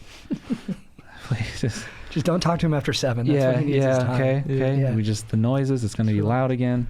But what do you think's killing that dude? Like, if he could actually express to his wife what's killing him, like, would it be something small stakes, or would it be or is it heavy? I almost feel like it would be something like, I just don't think you really like me. Like that might be the core wound. I always feel that, because I still am completely guilty of small shit, just like, That's what the funniest part is. Like after you go to your first therapy session and you watch Inception, you're like, oh, this is just Yeah. oh, this is just like mad at his dad. Like that's all, you know. Like He's best. yeah, like when he gets the That's every Steven Spielberg movie. yeah, like when he gets the pinwheel and he's crying and he wakes up on the plane, it's like, oh yeah, that's all of us. Like you know. I had like a couple nights ago, my girlfriend and I had a great night together. We're only a couple months into our relationship, and I told Chad about this. I walk her to her car to say later, and I just go, hey, be good. And then she goes, be good? And she just started laughing at me, and I was like, yeah, be good. And then she was like, that's such a dad thing to say. For 2 days afterwards, I was mad at her for laughing at me like that. And she finally was like, hey, is something up? And I was like, yeah, it kind of hurt my feelings. I said, be good. It was good communication, though. No, it was good, but it was another one of those moments where I'm like, hey, look, like, I'm a huge pussy. But that really fucked me up. And to her credit, she's such a good person. She was like, hey, I hear you. I feel really bad that I did that. And that's okay. And the fact that she could accept me when I was talking like that was like a big thing for me. But like afterwards, I was like, who the fuck cares, dude? Bro, but that is so funny, man. That's like, that in and of itself. See, that's a great 90s movie right there. That's the opening scene right there. Be good. Yeah. Be good. That is such a dad thing to say. Then she fucking peels off and you're like, the fuck? Well, and my dad does say that. I was like, yeah, my dad does say that. He's a great man. He's a great man full of wisdom. He's looking out for people. God damn it, man. That's hilarious. No, but I think that can fuck up a blue collar guy easy. I think that's what it is with a lot of those I've seen like blue collar dudes argue sometimes, and like after a couple minutes, you're like, dude, these guys are crazy sensitive. Yeah. Like I saw one brother to another brother. He had like an idea for a booze company. He's like, I want to do like individual shots. And then his brother was like, this is the dumbest fucking idea I've ever... Like, when you tear down somene's idea, like their creativity, he's like, it's the dumbest fucking idea I ever heard. He's like, first of all, like, binge drinking. He came up with all these, like, logic reasons why it wouldn't work. And then his brother just took a beat and looked at him. He's like, I hope one day you have an idea and I can hurt you as bad as you just hurt me. And these guys are tough dudes. They fight. They're hunters and shit. But I swear that was, like, the root of their division was just not supporting each other's ideas and shit. Isn't that weird, like, how creative shit just weirdly turns into, like, a marketing pitch? Like, yeah. Like, and no one asked for it. I always felt that, like, with a stand-up bit, you're like, you have this, like, invisible fucking board. You're like, this is the premise. And your friend's like, I didn't pay for this, man. Yeah. What are we you doing subjugate here? people to it. Yeah. You're like, these are the tags. And they're like, yeah, when someone's like, I have an idea, and you're like, oh, fuck, dude, you just jizz on my face with your creativity right now. Yeah. Just blow a load on me, dude, instead of that. Yeah, and unless you're on your knees fucking, like, licking it up, being like, you're the greatest creative genius ever. It's like, you know you're going to crush them. Is like, with you and Cody, do you guys... I'm always curious about, like, how people do that stuff. Like, are you guys really supportive of each other's ideas? Yeah, I mean, it's like, there's never, you know, if we're ever, like, pitching, mentioning an idea or something, we're pretty, like, yeah, you should do it. Like, there's never, like, I wouldn't. You know, we never put that in each other's minds. Like, I think everything for us is like, yeah, like, free game, like, fucking do that. And how do you disagree, if you don't mind me asking?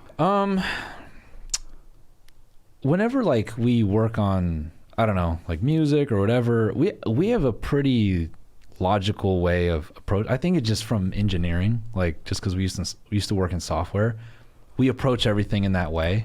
And so we never have egos necessarily about our ideas. Like, we'll kind of put something up and it's open for, like, we almost hit it like if you do that, someone might perceive you this way or this and that. It's like, it's very sort of, it's a lot of reasoning. It's logic. It's not like emotional. No, or taste. No. It's I've never shot something down or negated something or wanted to modify something because I didn't like it. It's just more like, you know, I think if you do that, it might put this taste in people's mouth, and it's like, are you going for that? And other stuff, I think it's sometimes more the opposite, where we personally get in our heads, and then the other person has to be like, no, fuck that, man, just say that shit. Like, no one cares. Like, no one's thinking about it like that. Like, you know, do that.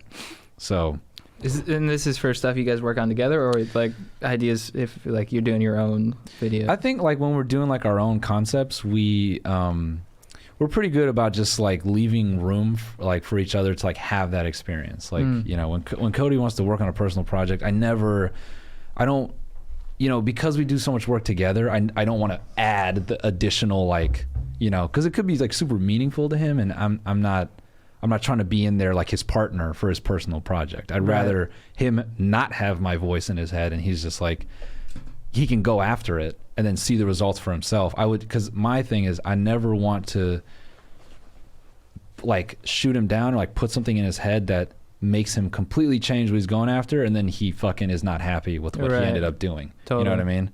Like, I would rather just, you know, if he comes to me and he's like, hey, I'm thinking about doing this, like, I'll give my opinion, but only if he asks me. But I never want to get in the weeds on his personal projects because I want him to have that.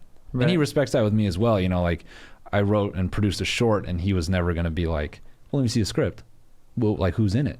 Like, how are you doing it? Where are you shooting it? You know, like, we both have that respect for each other where we know we want to do our own things, and like, you know, we're because then in that way I think it starts to become our project, and then it's like, well, you know, then it's just like, might as well do this shit together, like, because I think we naturally have this back and forth like relationship. So I think it's impossible for us not to dissect something as soon as we bring it up.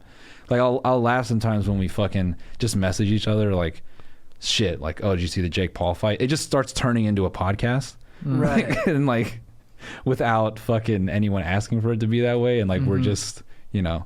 So I think it's also hard for us to discuss shit with each other without it turning into, you know, a project, I guess. Yeah. Why did you guys link up, or like? Well, let me read this real quick. Guys, this is wine in this coffee mug too. Just yeah. How are you doing on time? Or is there? Do you have I'm just making sure. Oh yeah, we can skip to the next part too. Yeah. No, let's hit it. I know my girl is like making food. Oh, nice. What's she making? Steak and potatoes, man. Oh, nice. Yeah, classic. Nice. I know. That fires me up. Yeah. Anyway, yeah. Next. Sorry, I don't know if that was a good answer. No, it was great. No, it was great. I'm super interested. But oh yeah, how did you guys originally link up? Yeah. So Cody, weirdly, like, we knew each other through Vine, and we had recently just kind of come into contact through Vine, and then I went to work for Full Screen. Are you familiar with them? Maybe not. Yeah. I work for them as like a web developer type role, and then he got hired as a iOS developer, and he first day sits on the other side of my desk, and then so from there he just kind of walked in. I was like, what up? And he's like, what the fuck? He's like, you work here? I was like, yeah.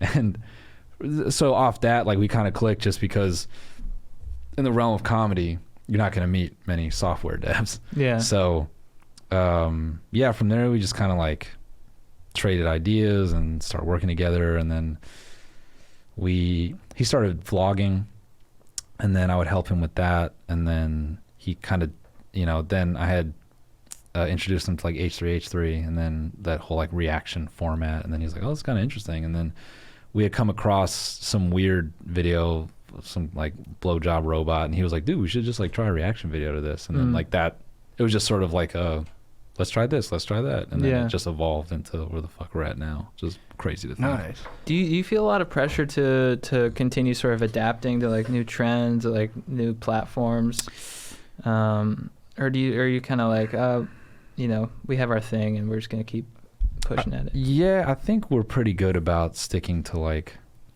we know what we're good at, you know. And I think a key part of what we've always done is just don't try to. Us being on TikTok, like, it better be a fucking good reason. You know what I mean? Or it better be a very casual reason. Yeah. But, you know, we better not be on there, like, you know.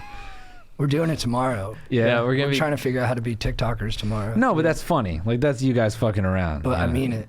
No, but that's funny. You know, like, that's very genuine. Like, and I think coming from you guys, it's hilarious because people know you're gonna do it funny. I think I made one tonight. I'm trying to find the line. I think people took it seriously. You're trying to find your TikTok voice. I'm trying to find my TikTok voice because I was watching. I don't know if you watch these. You're hot, dude. You can do it. Oh, dude, thank you. I don't know if you watch. You too.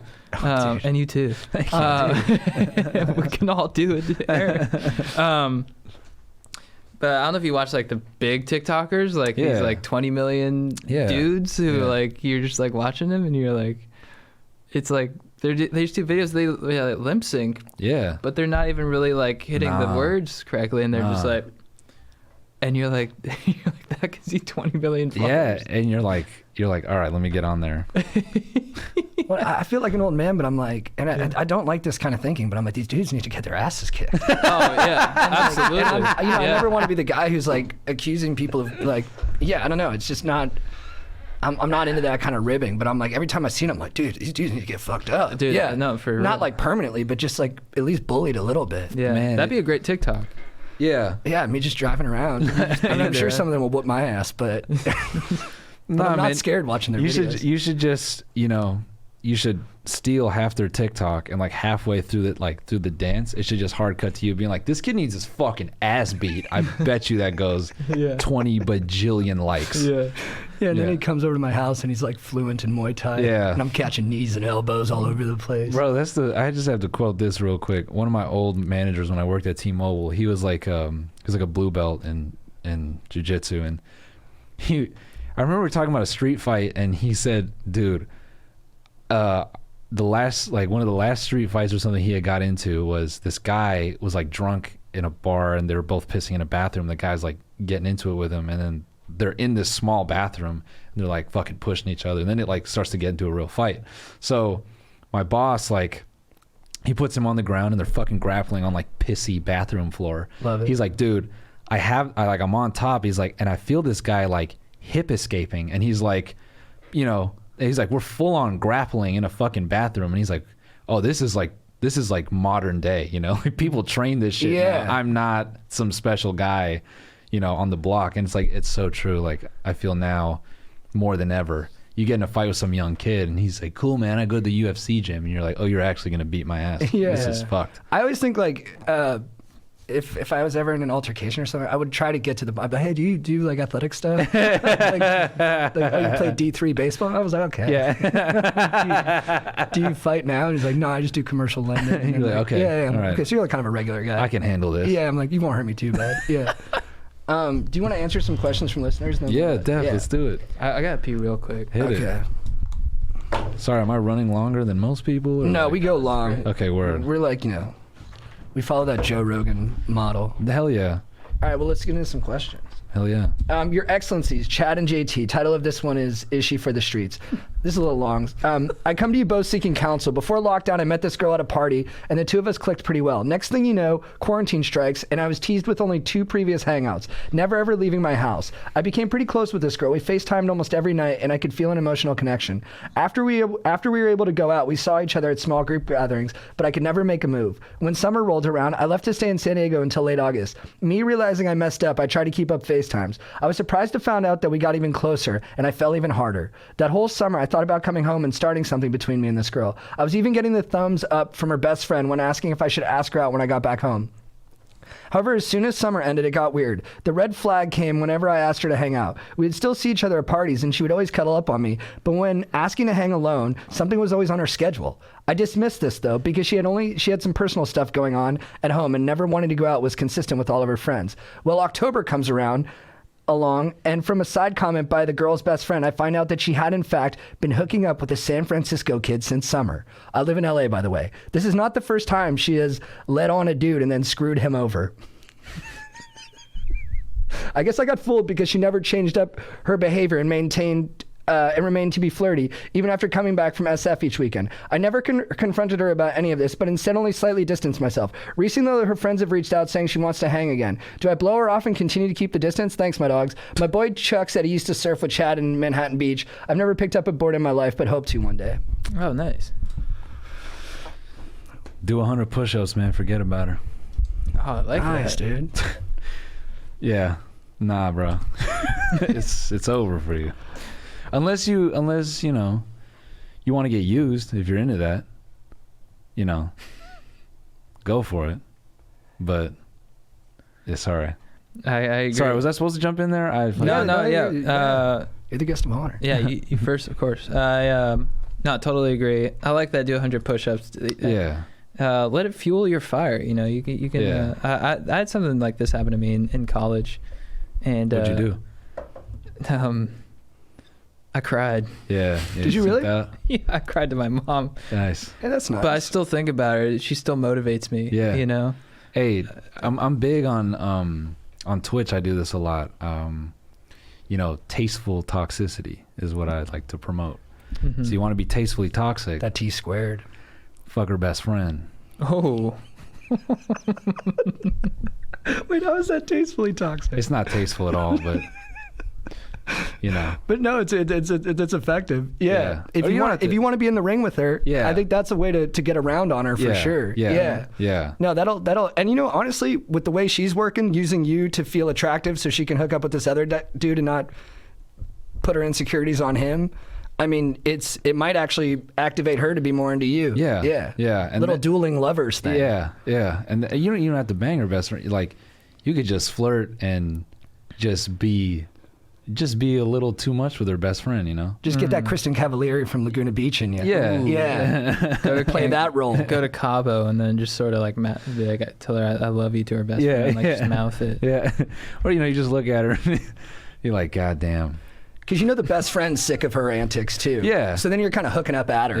Yeah. You're both doing it as a way to kind of like be like, hey, we're tired of your main character bullshit. Just say some slick shit to her. Go to her best friend while you're all at a party and be like, why do you hang with her? You're way too good for her. She's like, Ooh. fucking shut up. You're like, no, I'm serious. All these hot guys pay attention to her. Why? Look at you. Fucking stupid. But if you want to just keep it individual, I just get ripped. Yeah. Just get ripped. Keep it solo Yeah. dolo. Yeah. Yeah. Do your 100 push-ups. Get fucking hot.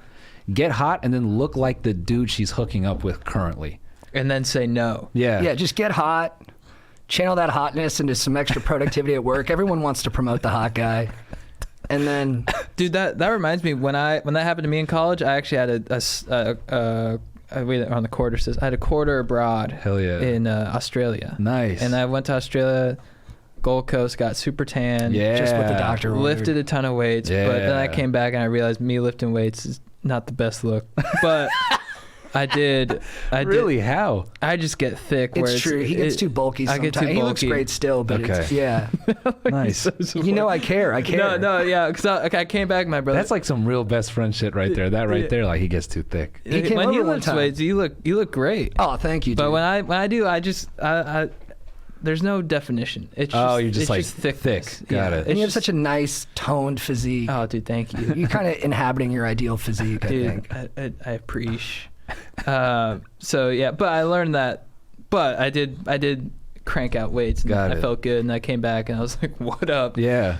And she still wasn't down, but it let that fuel me in later parts of my life. Yeah. And it hurts to be like, you know, kind of used by somebody. I mean, I'm not saying she was using you, but she was. Nah, she was. You were serving a smaller function in her life than she was serving in your life, and that can be a hard thing. You're FaceTiming every night. I know you're saying some boyfriend shit. Right. Oh, And that's not the kind of worst. person you want to be with anyways. Nah. Yeah. She's not your person. Nah. But so you find your ideal physique and go from there. Yeah. Yeah. And buy all the same shirts and hats as the guy she's hooking up with currently. Dude, yeah. Yeah. Make her so down the line that she's like, fuck. And you know, maybe become friends with the guy too, because oftentimes I'll think about all the guys that my girlfriend could be hooking up with instead of me, and I'll get kind of like fearful. Nah. But then I'll get to know guys like that, like tall, brawny guys, and they're all full of insecurities too. Yeah. So sometimes get to know your enemy and you realize you guys actually have a lot in common. Yeah. Yeah. It is great getting to be boys with the guy. You're like they like see you hanging out together. You're like, yeah, Brian, he's awesome. Yeah. What do you want? Dude. And you're like, yeah, Brian told me how and then Brian will reveal to you his limitations and insecurities. Like, he's like, you know, I actually don't have sex as hard as I wish I could have sex. I actually feel like she has a lot of expectations for me because I'm so big, but really I like kind of like soft, gentle sex. And you're like, heard Brian's not into getting rough with you. And then you're Then you take advantage. You take advantage of his vulnerability with you. Yeah. And then you're sitting there and you're telling her, like, you know, Brian feels how I look on the inside.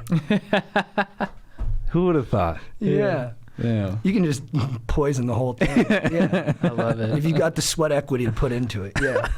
All right. Toxic friendships. What up, Stoke Lords? I'll just jump into it.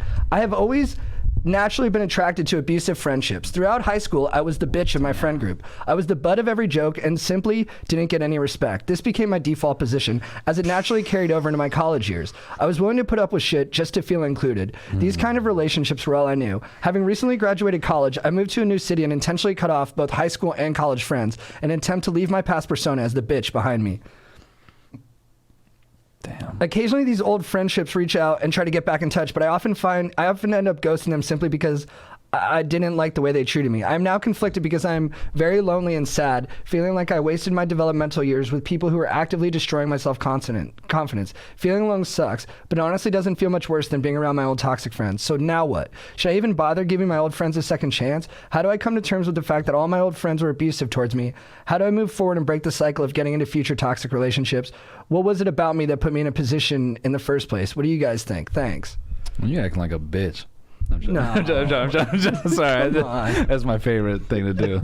Is wait for a long-winded, I think he's actually being too hard on himself. Like the way you're like, oh, is there something about me that makes me the bitch? I think that's like kind of a person who's been abused will often blame themselves. I think you just got unlucky. I think you are a nice person, and you let people who have their own issues, like you didn't understand that they made you their scapegoat. Like, you didn't get that part. Like, you're just a genuine dude. And when they're, like, fucking with you, you're like, man, that's all right.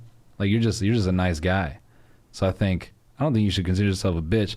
I think, if anything, they should be paying you fees because you endured all their bullshit. And he was the glue. He was keeping everybody together. Yeah, if it wasn't for you, all those insecure...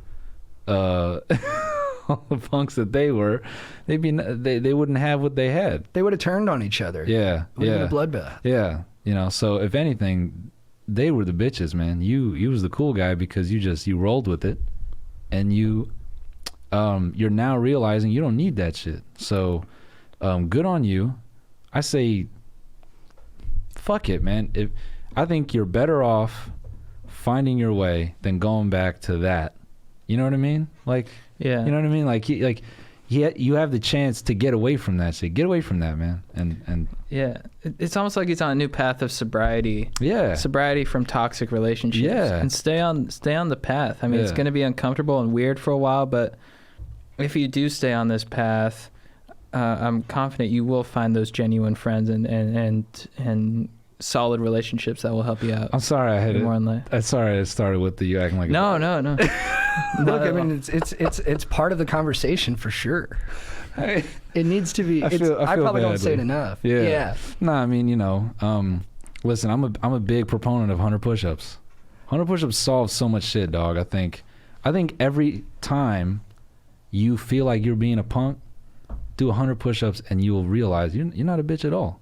Look how strong you are, bro. Well, yeah, because that's a good point. Because we feel like bitches, but really, what it is, it's just action. It's just what you're doing. It's how you're reacting to things. It's what you decide to do in the face of it. Because we all feel weak and not confident and sad and all those things. But just like, if you look at the end of your day and you look at what you did, that's the way you kind of chalk up how you actually fall on that spectrum. Yeah, man. And if you come up short, you're not a bitch, but we're just trying to have as many good days as we can. Yeah, bro. And you're going to go to that 10-year reunion, you're going to pull up in a modest car that belies your incredible success. Exactly. In your professional life and in your personal life.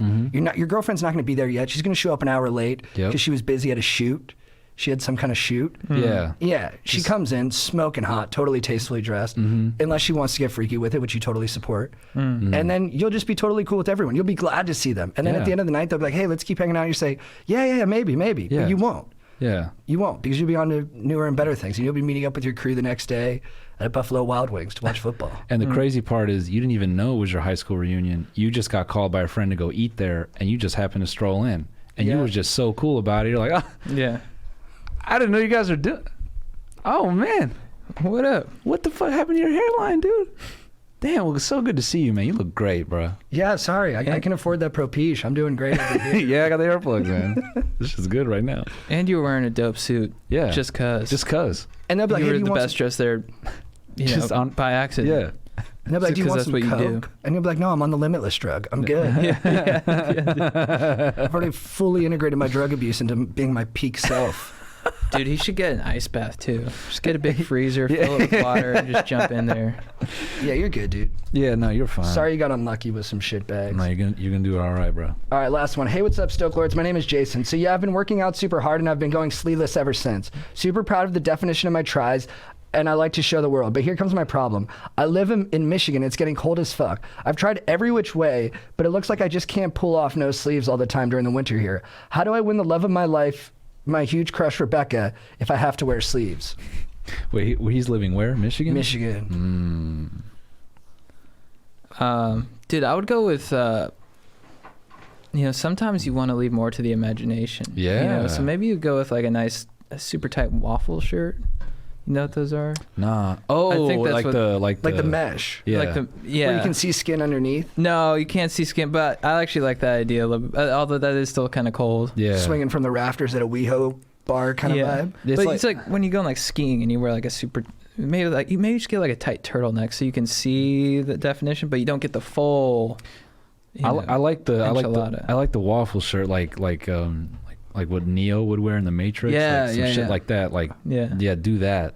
I mean, like a mesh tee. Like if you get like a good O neck. Yeah. If you're built like that and you have like a little bit of collarbone creeping out, subtle trap. Yeah. You'd be like, Jesus. Yeah. I also think going with the arms is kind of the obvious move. Yeah. That's a very dude way of thinking about it. It's like the big buys, the big tries, the showpiece muscles. I think if you really want to catch like a classy lady, one that you can really build a life together, it's not the arms, it's the legs. You go with short shorts. Yeah. And you wear long sleeve turtleneck up top, Hoodie, and then short shorts yeah. that are just showing off your quads and your hammies. Yeah. And she knows you got that strong base, dude. That base, that kind of rock that you can build a church on. Yeah, baby holding base. Yep. You know what I mean? And then I think you want to go for bonus points. You get some kind of wrist accessory that cuts off just enough circulation. Get a little bit of veinage in the dominant hand. Ooh. I like that. Just subtle, Like, hey, did you need that condiment over here? I got that for you. Iron grip. Yeah. So now you got the quads and the grip. She's like, Jesus. I'm seeing that hand. I'm just imagining it holding me by the back of the head with fingers in my hair. Yeah. Yeah, just running through my hair. Just controlling my cranium. Dude, I would think gently. Regardless of your hog size too. Oh, yeah. Accentuate the bulge. Yeah. Go for it. Even if it's a small bulge, like let her know that you're like, it's, this is my bulge. Yeah. Let her know up top. Little silverback gorilla dick. Yeah. You guys like, were on are the you small European? dick train before us. We were also on the small dick train. No, I love the t-shirts, bro. Oh, thank you. So good. Man. Chad's design. Yeah. That was Chad's design. Hell yeah. Genius, man. I need one of those. Man. Yeah. We'll get you one. Hell yeah. Yeah, bro. I think. Coming from, a career built on a Peter Pecker, go for it, man. Don't be afraid. I think what you want to show more than your arms is your stability, your humbleness. That stuff carries through in everything. Let's go. And then as she's discovering you, she's gonna like find the traps. She's like, oh my, you had tries as well? You're like, yeah, I never skip tries, baby. She's like, fuck. And you had the modesty to hide that from like what would have been an adoring public. Oh, yeah. That goes a long way. Yeah. That's like when you do something, you save a life, you don't tell anybody till a couple years later. Yeah. And she's like, you were the one giving CPR? You're like, yeah, I saved that whole school bus of kids. Yeah. That's cool. Also, I would just keep giving her surprises too underneath, like you're not wearing underwear, you're wearing a jock strap. Yeah, you pull off your pants and you just got weird underwear. Yeah. That's genius. Compression shorts. Compression shorts, yeah. She's like, there's so many layers to you in here. Like, yeah.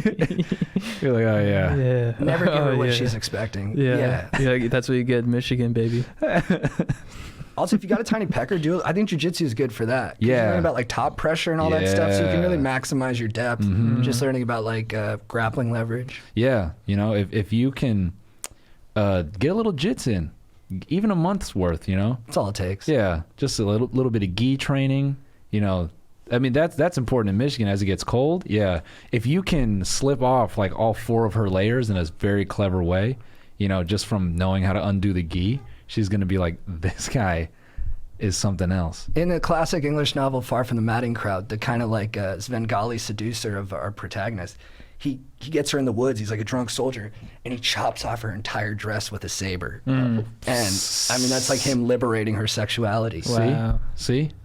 Yeah, you should do that while she's about to hook up with another dude and be like, see what I did for you?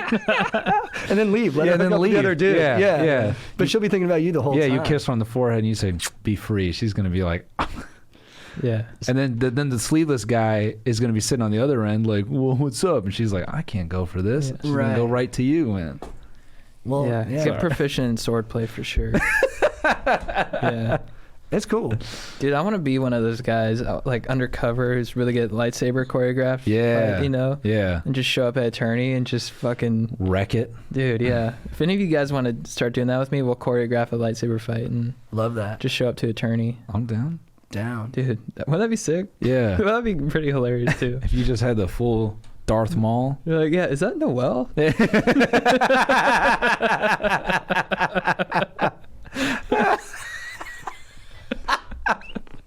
You're just like, you put your hood up and you leave. He was kind of dope. Like, that was crazy. Never talk about it. Yeah, nah. Did I see you at the lightsaber? Nah, man, I was, nah. Might have made an appearance. Yeah. I think I passed through, but I don't know. Is that Noel? Sorry. All right. No, that seems like a good beat to end on. But Yeah? Yeah. Hell yeah. Dude, thank you. No, thank you guys, man. This is truly, you know, I'm a fan. I have no shame saying it, bro. Oh, the fan of you as well. Oh, thanks, guys. Yeah. Happy to come back. Dude, we should definitely have you back. Yeah, I'm down. For sure, yeah. I was like stoked about the lazy manscape read. Sorry, I didn't dude, call it thanks. lazy, but that's my favorite shit. Thanks, man. You should hear our ad reads. We are terrible. We can stop, but yeah. All right, I'm gonna get up out of here. Yeah, thank you, dude. I'll just hit you with one of these. Yeah. I'm sorry. Yeah, I'm kind of That's so paranoid. weak. I know we've already been in tight space, but yeah. Sorry, man. I fucked that handshake up. No, I got tested on Saturday. I'm good. Yeah, it's because I'm with my dad a lot. He's immunocompromised, so I just worry about getting into him. Yeah. I mean, I fucking we've been shooting so much stuff lately. I get tested frequently. So. Awesome. Nice. Yeah, I got That's good. tested. Thanksgiving, I'm good. Dope. All right. Yeah. Nice. Dude, what was Aaron. Aaron's Aaron's a thank you, legend. man. Sorry, you've been sitting here listening to us flirt for a fucking hour. Yeah, hit me up, dude. Let's hang out. Yeah, we'll do, man. Have a great night, man. Thank you so much. What's that? I fucking put up a TikTok and it's. Let me see it. No, I don't want to show you. I'm too embarrassed. but it's I on think it TikTok. feels serious. Let me see it. No, I'll do it after. This is funny to talk about on the pod, though. Let me see it. All right, dude. Oh, I was trying to be like one of those dudes. As a joke. I understand where you're coming from. Dude, I respect it. It's brave. You're a brave dude. Well, That's I'm not trying easy to put out there. Well, I'm trying to do like. You're on your path, bro. I'm trying to do it like parody. Whatever it is, I like it. I think it feels too sincere. That's okay though. That's a good starting place. Look, I like it. I like that you're doing it. I like that you're taking chances. Other people are sitting on their heels. You're out there in the world. You're banging it out. Dude, I mean, how hilarious would it be if our TikTok just blew up from us doing that shit? Well, I signed up for TikTok because my dad texted me the other day. I'll read the text message from my dad. Aaron, dig this, dude. This is my dad, career advisor. One of the least tech-savvy people in the world. Got this one at 7 a.m. on a Saturday. You and Chad need to get on TikTok, getting major traction and direct competition to Instagram. This should be done ASAP. I signed up a day later. Look, I listened. Dude, that's cool. I'm glad you're on there. I'm excited to shoot this thing tomorrow. I think we can make some super funny ones. I think so too. Because there's where the guy's like in bed, you know, and he's just like, I'm not gonna lie, I miss her. And it's just him just doing, and you're just like, what the fuck? I do that stuff daily anyways. I just don't put it on TikTok. I record my face singing songs all the time, and I just don't post it because I know it's hugely unlikable. But I do it daily. I walk around my apartment every day rapping to music, like pretending I'm looking at a camera and pretending like I'm the lead performer in a music video. That's cool. So I've been waiting to get deputized into something like this. Yeah. We'll figure it out. For sure. Dude, look, you can't hate the platforms that are popular. You can only adapt to what is. No. We're TikTok guys now. We're TikTokers. We're TikTokers. Guys, we got news. We're on TikTok now, and we're looking to really take it over. So For all you lip syncing, smooth hip shaking fellas out there, we're coming for you. Super hard. We're about to go deep on you. Yeah. All respect to what you do. All you hot 18-year-olds, you better watch out. Daddy's home. Daddy's home. Daddy's home. About to do some fucking nice TikTok to some Tom Petty music. I'm about to pull my dong out and lay it down on the table. About to show you how to lip sync to some, John Hyatt. I'm about to show you how to be shy on cam because you miss her. I miss you, babe. Here, let me TikTok right here. Can you put this camera on me, Aaron? Tom Petty? You're all I ever wanted, yeah. So tell me what to do now when I want you back. I don't know if that's gonna work. I was lip syncing in sync. I want you bad. Aaron, can I try it?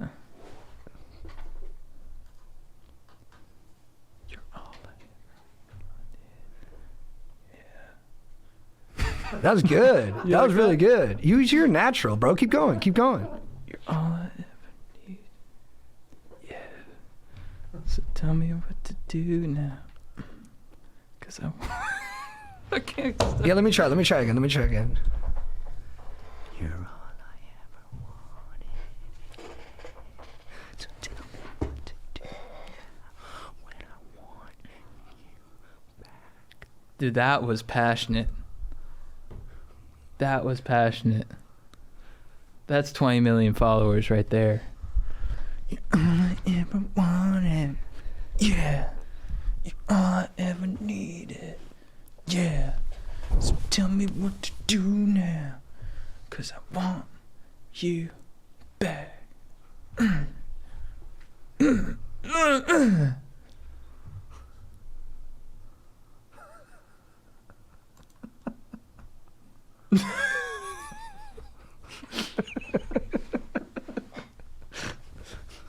When I want you back. You're all I ever wanted. Yeah, because here's the thing. This is what TikTok got to the root of. We all want to be the lead singer of a boy band deep down. That's right. That is the thing. That's right. But some of these guys, it's not even, the reason I think they need to get their ass kicked isn't because they're pretending to be in a boy band. It's because they're not pretending hard enough to be in a boy band. Right. They're half-assing it. They're leaning on their cuteness. They don't have a routine. They don't have like good facial expressions. They don't know the lyrics. If you're gonna do it, commit to it. Dude, you just got me fired up. Should we actually commit to and like do the fucking dance? Yeah, we should do it for real. I'm not gonna fucking TikTok like some pussy and like barely do the fucking dance. Yeah. All right? If I TikTok, I'm leaving a fucking pound of blood on the floor. Dude, I'm about to show the world my bulge. Yes. Yes, we're the dude. I came to TikTok. From activist to boy band. Let's go. To TikTok stars. And we'll find activism within the TikToking as well. After I hit that boy band, verse and that dance expression, then I'm gonna hit him with a little bit of protect the motherfucking environment. After that. Oh, dude. Sorry. I didn't mean to get ballistic on you there. Aaron, can you... You're all I ever wanted. Yeah. We're horny. Yeah. It's a horny TikTok. Dude, this is... You're all I ever No one's doing that on needed. TikTok. Yeah. No one's got that energy on Oh, dude, TikTok. we gotta hump hard on TikTok. Yeah, we're gonna hump like we mean it. Yeah. We're gonna hump like we haven't humped in a while. Dude. All this safe sexuality these TikTok boys are doing. Yeah. Yeah. They haven't been in the gutter. Can you believe that the inspiration to our TikTok careers is being recorded? How often do you see that? This is the genesis of How the often moment. do you hear that? Yeah. You don't hear Dave Chappelle and Neil Brennan saying we should make a sketch show. You're not in the West Village in 1960 when it suddenly springs in Bob Zimmerman at the time, Yeah. that I got to take folk music in a new direction, Yeah. You're not there in 64 when he says, okay, I got to go electric. Yeah. You are here today when we decided that TikTok needs a little more raw. Needs a little more... Raw and uncut. It needs a little more raw and uncut energy. It needs a little age. These 17-year-olds have had their run. Yeah. It's time for you guys to get some of your vinaigrette. Just spraying Paul Newman, fucking almost said salsa, salad dressing all over you. Aaron, are you gonna do a dance with us? Aaron, you're in. I am not. Aaron, you should do the new dad dance. When you're on paternity leave and you're just like, no. Maybe I like it. How does a dad dance? A dad dance? I don't know. Yeah, it's something like that. Or I think there's a hand clap at some point. Maybe you're carrying the baby, or you could go like this, like you have the Bjorn. I like that. Yeah, can we strap the baby to you so you can be a little more free with your hands? I think that could work. Yeah. Okay. Well, now we're talking. Because Noel, he's making me think like a director now. And now I'm thinking about visuals and dynamism. And I want you to have your hands, Aaron. I want the baby on your chest with his face facing the camera. We start on a close-up of the two, then we zoom out, and then you're dancing like a boy band freak. All right. Should we get into it? Yeah, should we keep pushing? Chad, what's your beef of the week? My beef of the week is when people try to tell us how to say pokey. I know it's poke. I know. But I think, and I'm not saying this beef because of amenable. That's going to be my beef. Oh, okay. And I literally wrote this down before that whole exchange. Cool. So just to clarify, this is not me like subconsciously being like working out something. Yeah, no, yeah, I feel you. Yeah, okay. I get it. Yeah. I just, people are like, it's poke, it's poke, it's poke. And I'm like, I know it's poke. I know. I love pokey. I love poke more than you could ever imagine. Nothing boosts my stoke more. And I totally get that you think I don't know how to pronounce it, but I do know how to pronounce it. But I'm personalizing it to me. I call it pokey. JT calls it pokey. For us, pokey is a state of mind. I don't really know what I'm trying to say here, but it's like I just want to let the world know. I know it's poke, but I like calling it pokey.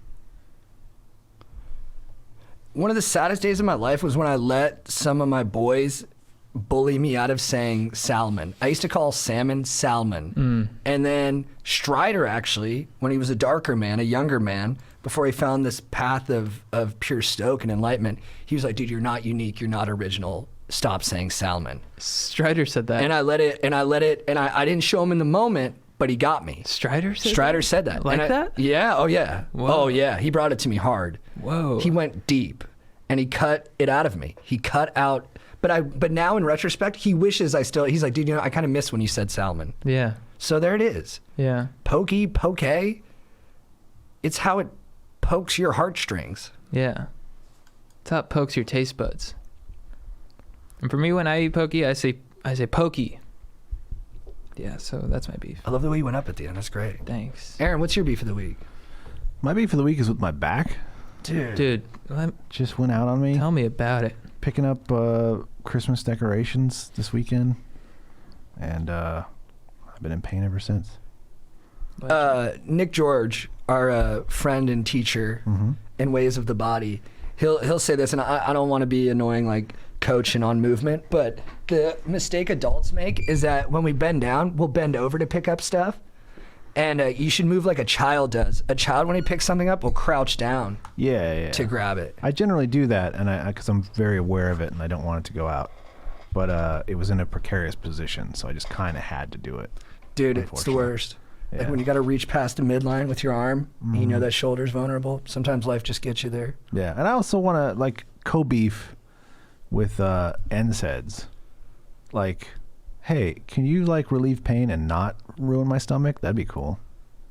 I hear like you, dude. Advil and stuff. Yeah. There's no free lunch, but like, do we have to pay that much? Yeah, Does the tab have to be that heavy? My beef of the week is with myself. Chad and I were doing a Zoom going over some creative ideas, and he's been using a new word in his lexicon, amenable, and I'm psyched on my dog. Always curious, always expanding his vocab. And in my rigid mind, I thought there was only one way to say it. And I came in hot with the correction. I said, it's amenable. And then Chad fired back with a fuck you. Which I totally understood. And I was like, bro, I'm just looking out for you. And then he was like, no, it's all good. You were like, I always want to be sharper with it. Chad is a beast. He always takes all commentary in stride to just be the most dank Chad he can be. And then I told my girlfriend the story, and then she dictionary.com'd it. Turns out you can say amenable. And that's actually the way that dictionary.com says it. Oh, really? Yeah. So I was saying amenable and coming in all arrogant about it, and it turns out I wasn't even right. You can say amenable or amenable, so I should have been more amenable to how you were saying amenable. Well, I appreciate the correction. I appreciate the beef. I wrote you an apology saying sorry. Yeah, no, and there's no, I can't think of many people who would do that. So I was like, wow, JT's he's a different kind of dude. Sorry. Yeah. No, but it didn't warrant an apology. But I appreciate it. Well, I mean, especially if I'm wrong, I had to apologize. Yeah.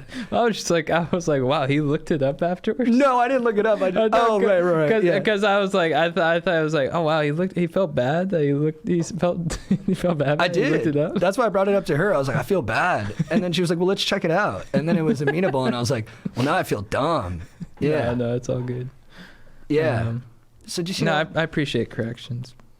So I do. I respect that a lot about you. Yeah. It's a beast mentality. Who's your babe of the week? My babe of the week is getting a clean bill of health from the doctor. I went to the dermatologist, because I'm out in the sun a lot. I'm bronzing, and to be frank, I wanted to get my hairline checked. Nice, dude. Because my hairline, and my brothers have this, it goes back here, but it's always been that way. But I'm like, I just want, but if you look at it from a certain profile, it can be like, oh, it looks like it's receding. So I'm like, I know it's always been this way, but what if it is receding? And the dermatologist, she's like, so are you here for your skin? I'm like, first my hair, let's get to the important stuff. And so she looks at it and she's like, it's not thinning. And I was like, yes. And then she looked at my skin. She's like, looks like your skin is good to go. And I was so fired up, because that I was dreading that point, because they're like, I just felt like they were going to be like, oh, you're out in the sun way too much. You're screwed. You're going to get skin cancer tomorrow. And they're like, you look good. And I was so fired up. Like I almost did a burnout. Dude, my voice cracked. I almost did a burnout out of the parking garage. Voice cracks. Thanks. I almost did a burnout out of the parking garage. And it's just, there really is no better high than a clean bill of health. It's the best. It's like going to the doctor is so scary because you're just like, all these nerves and stuff. You're like, oh, they're going to tell me the worst shit I've ever heard in my life. And then they're like, you're fine. And then they're like, when they say you're healthy, literally, it's hard to find a better feeling than that, I think. Yeah. That's awesome, dude. Congrats. Thanks, man. Yeah. So, yeah, it's my babe. Happy you're healthy, dog. Oh, thanks, man. Aaron, what's your babe of the week? Who's your babe of the week? My babe of the week is eating holidays. Ooh. We should have more of those. Yeah. Like we have like Cinco de Mayo for Mexican food, maybe. We have St. Patrick's Day for weird food. But we should have more like gather up and eat together holidays. Obviously, during COVID, it's a little bit unsafe. And it's proven to be such and a weird thing this year. But generally speaking, we should have some more holidays where we can just eat. I love that. That's, yeah, dude, I'm totally on board with that. A pizza day? Hell yeah. Yeah, that could be easily applied to a variety of holidays, too. Yeah. Let's go. All right, this is my babe of the week is Grayson. Grayson P. He's a listener of ours. Nice. And he messaged me in April, and he said, JT, real talk. I know it's been a while since I last DM'd you, my man, and I apologize for that. I hope that you can forgive me. But I'm coming at you with a predicament. Here's the deal. I need a girlfriend. What are your thoughts, and can you help me find one?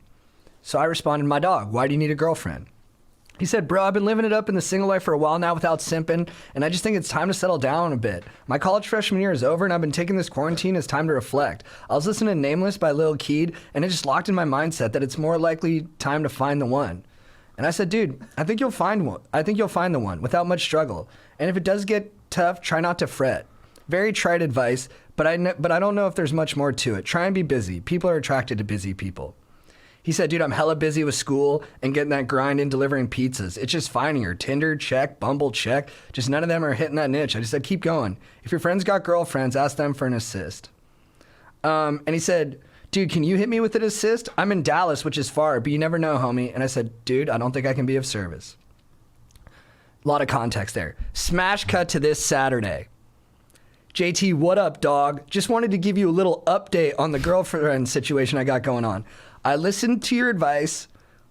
I take some narcissistic pride in this. And he goes, and here I am dating this amazing woman. I kept it simple, didn't fret, and tried to keep busy. It happened to be one of my best friends that was the perfect candidate for my girlfriend, and here I am feeling happy and appreciated. I appreciate the advice given many months ago. Peace out for now, P-Dog.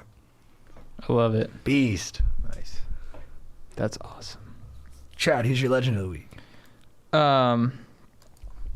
My legend of the week, dude, shout out to him though. That fires me up. Right? I love the Stokers, by the way. My legend, I have another legend, but first off, I was streaming with Kevin last night. We played with some Stokers. Dude, they're always like the smartest dudes, and like, and ladies too, and just like the cool. I mean, in this instance, we were playing with just guys because only guys volunteered. We would have happily played with ladies. But they're all like, yeah, I'm in medical school, and I'm not, and they're like, yeah, I'm studying law, or just like, and even if it wasn't that, they're just like very like awesome guys to chat with. They're never it's just always like, it always like kind of blows my mind. Not blows my mind. It's just always very sort of like, whenever I interact with Stokers, I'm kind of like, oh, I kind of look up to the Stokers. You know what I mean? Totally. Like every time I talk to them, I'm like, wow, that guy's like way cooler than me. It shocks me sometimes. Yeah. Yeah, I'll do the Instagram lives and I'll bring people on and talk to them. Yeah. And just be like the coolest fucking guy you've ever met from like Australia. Yeah. Yeah. They're always so awesome. So I just want to give a shout out to the Stokers. I mean, you guys are the best. So Grounded, down to earth. yeah. Versatile. Yeah. Hot. Good at Warzone. Yes. They fucking crush at Warzone. Very grateful. It's cool. And just well spoken, and just like it's just an honor to have these people in our lives. So, and then on top of that, Greg Norman's hog. I got to give a shout out. I don't know if you saw that photo. The golfer? Yeah, dude. Have you not seen this photo? No, he's got a big dick. Oh, dude. Nice. This is the best photo The I've ever shark, seen. they call him. Yeah, the shark, dude. Okay, so Greg Norman, the golfer, put up a photo of him walking with his dog, and he used to fold on Sundays in big tournaments. That was kind of his reputation. so He's carrying the weight of this beast. What the piece? Oh my God! Yeah. Wow, he's ripped too. yeah, so Greg Norman is walking on the beach in Jupiter Island with some swimming trunks on, and he's got the biggest outline of his hog, and it is just incredible. It is one of the best hogs. One of the best hogs I've ever seen on the gram. And you just like look at it, and he's just walking with his dog. It's just like the most. If we were to have like a photo of like to like represent America to like aliens, I would choose this photo. A ripped guy walking with his like golden retriever with a huge freaking dong. I love all the comments. Just everyone just saying, "Dude, you got a great big dick. Way to go." Dude, my favorite comment was the one he's like, this guy goes, "Nice hog, playa." The surrounding posts have 40 comments, and then the one with his huge dick has 540. Dude, I wanted to. That's what a big dick does to us. I wanted to comment on it, but he limited the comments. Oh, really? So you can't comment on it because that would have gotten like thousands of comments. It would have been never ending. But because I just wanted to say like, dude, you inspired me with your gargantuan dink. So I just wanted to give a shout out to Greg Norman. I mean, you're an inspiration to us all. I think you're an all-American dude. He's Australian. Still all American. You're just an all-American dude. This is a country of immigrants. Yeah. No, he's got a mammoth meat appendage. He's got a fucking Lord Byron dong. He's got an epic poem, more like an epic piece. He's got a katana. You know, he's got... Hattori Hanzo created that dong. He was long off the tee and big with the woods, but that's not the only place he's carrying a big shaft. Dude, Golf bag's not the only place he's got a big shaft. I mean, you can tell that bell end is just out of this world. It's, you know, it's not just the length, it's the thickness, it's the size, it's the shape, it's the contours. He's got a complete dick. Checks a lot of boxes. It's so big. It's really big. I've been a fan of his forever, too. I love the hats he wears when he golfs, you know. Some of the comments. He's a vulnerable big dick dude, too, because he's tanked it in some majors. Napper Leon goes pipe. What is that? I'm just looking at the comments. This guy, Napper Leon, goes pipe. Oh. And someone goes, and his wife is walking with a limp behind him. Wowzers. Do you think he knew when he posted that his dick looked so big in the photo? I don't know, man. I don't think he knew, but I think he was happy when he saw the response. Yeah. The shark is rigged. I'll just do one more. No, keep going, dude.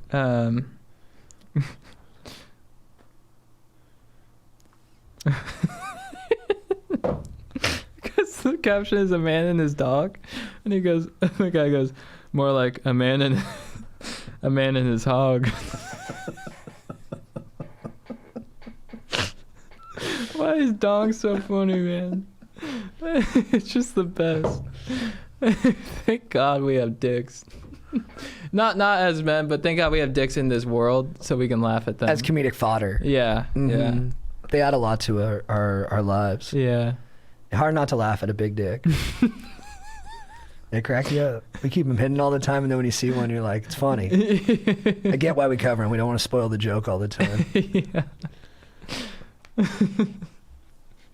Aaron, what's your dong of the week, or legend of the week?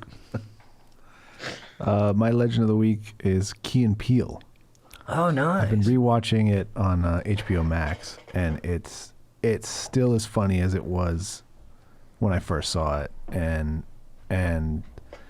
it's not dated at all. I mean, the only really dated stuff is the Obama stuff, because it's just that was the time and that's who was president. But like, and he does the best. I think he has the best Obama impression of anyone.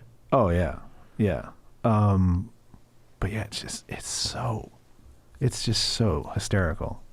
And there are obviously some sketches in there that are like still so relevant, like culturally. Yeah. But it's just amazing how it didn't age, like in a negative way. Yeah, I've been watching some sketches lately. It's so good. They're amazing. Yeah. Jordan Peele is like, I don't know, his energy and his performance is so good. Yeah. Yeah.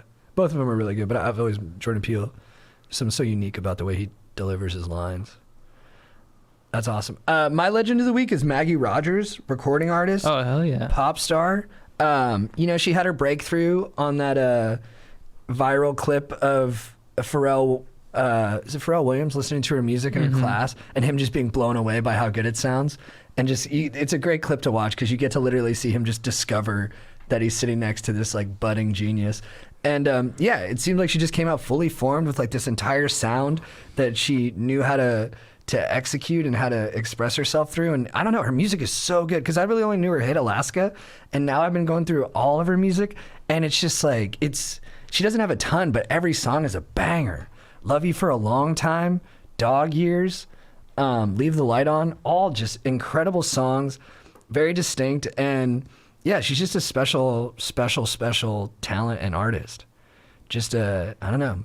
You can't even imagine her like being born from parents. You're like, I think some gods just popped her out into a river and she just crept up on the sand and just grew up different and unique to the rest of us and just developed into this artist that, yeah, I know it's hard to compare. She just came out of the waves.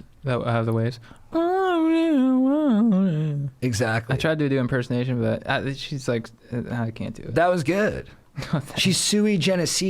Yeah. Sui generis. I think that's how you say it. I'm being a little hyperbolic, but I've been digging her music a lot lately. It's really, really good, and she's awesome. Chad, what's your quote of the week? I realized I forgot to do one. From Kelly Slater. For a surfer, it's never ending. There's always some wave you want to surf. Nice, dude. Add on. Hit us with your quote, baby. My quote of the week is another Jimmy Eat World lyric. It's from the song "You Were Good" off the album Damage. Nice. This is the chorus. It's you were good, then you were gone. I believed you all along. Yeah, it's sad, but baby, here we are. It was good, then it was gone. Oh, nice. My quote of the week is Pharrell from that aforementioned Maggie Rogers clip. Hold on, I gotta find it. So he basically said, I'll do an approximation. Pharrell says, after he hears your music, he goes, I have zero things to say about that. I have zero things to say about that because it's singular. He's like, it's like when Wu-Tang Clan came out. You could either like it or not like it, but you couldn't judge it because there was nothing to compare it to. And he says her music is like that. And he's like, and to do that, you have to like take risk and you have to be frank in your music and in your choices. And I just think that's a really accurate way of describing what interesting art is like. And that's just so cool to be something that like you can't even judge it because it's so wholly its own. I feel like the Coen brothers are kind of like that.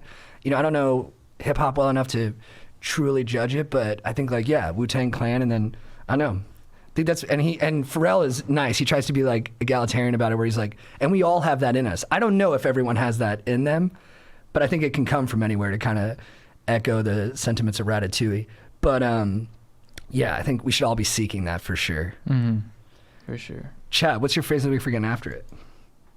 Dude, your dick is showing in that photo. Nice, dude. That'll get bros hyped up, dude. If someone said that at a party, you going 0 to 100 quick. That Tesla acceleration. Into fucking Yahoo land. Wow. Aaron. This is another comment from the Greg Norman photo, since he's Australian. Christ, that's not a knife. It has 850 likes on that comment. You just drill it sometimes. Mine is a word I didn't know, and I'm pretty hyped up on learning it. It's rip shit. Rip shit means to be enraged or otherwise highly emotional. I like that, dude. I'm about to go rip shit, dude. Dude, I'm feeling rip shit. Yeah. It's one of those nice words where it's like, it's kind of smart because it's obscure, but then at the same time, it's like, you know, highly, like, it's kind of ugly and relatable. You know what I mean? I mean, because you kind of hear it and you know what it means. Yeah. You're like, dude, I'm rip shit. Even without hearing it, you know what that person means. Yeah. Yeah. I like that word. That's good stuff. All right. This is great. Shout out to Noel. What a legend. Yeah, great guy. Great guy. Very Awesome charming. Dude. JT, it's good to see you. It's good to see you too, man. I'll see you tomorrow when we're TikToking. How we're going to be TikToking. Stokers, thanks for tuning in. Keep writing reviews. And do we have Helix beer bongs coming out soon? So keep an eye out for those. Because Helix is the best in the biz, baby. Helix beer bongs are, if you want to get the party started, and I know we're in Corona and everyone's like, it's weird times, but I'm just talking about, even if you're Q-teening, even if you're in the Q-teen, if you want to get the party started with just yourself and maybe like, whoever's in your crib with you, pull out a Helix and suck it down. If you need advice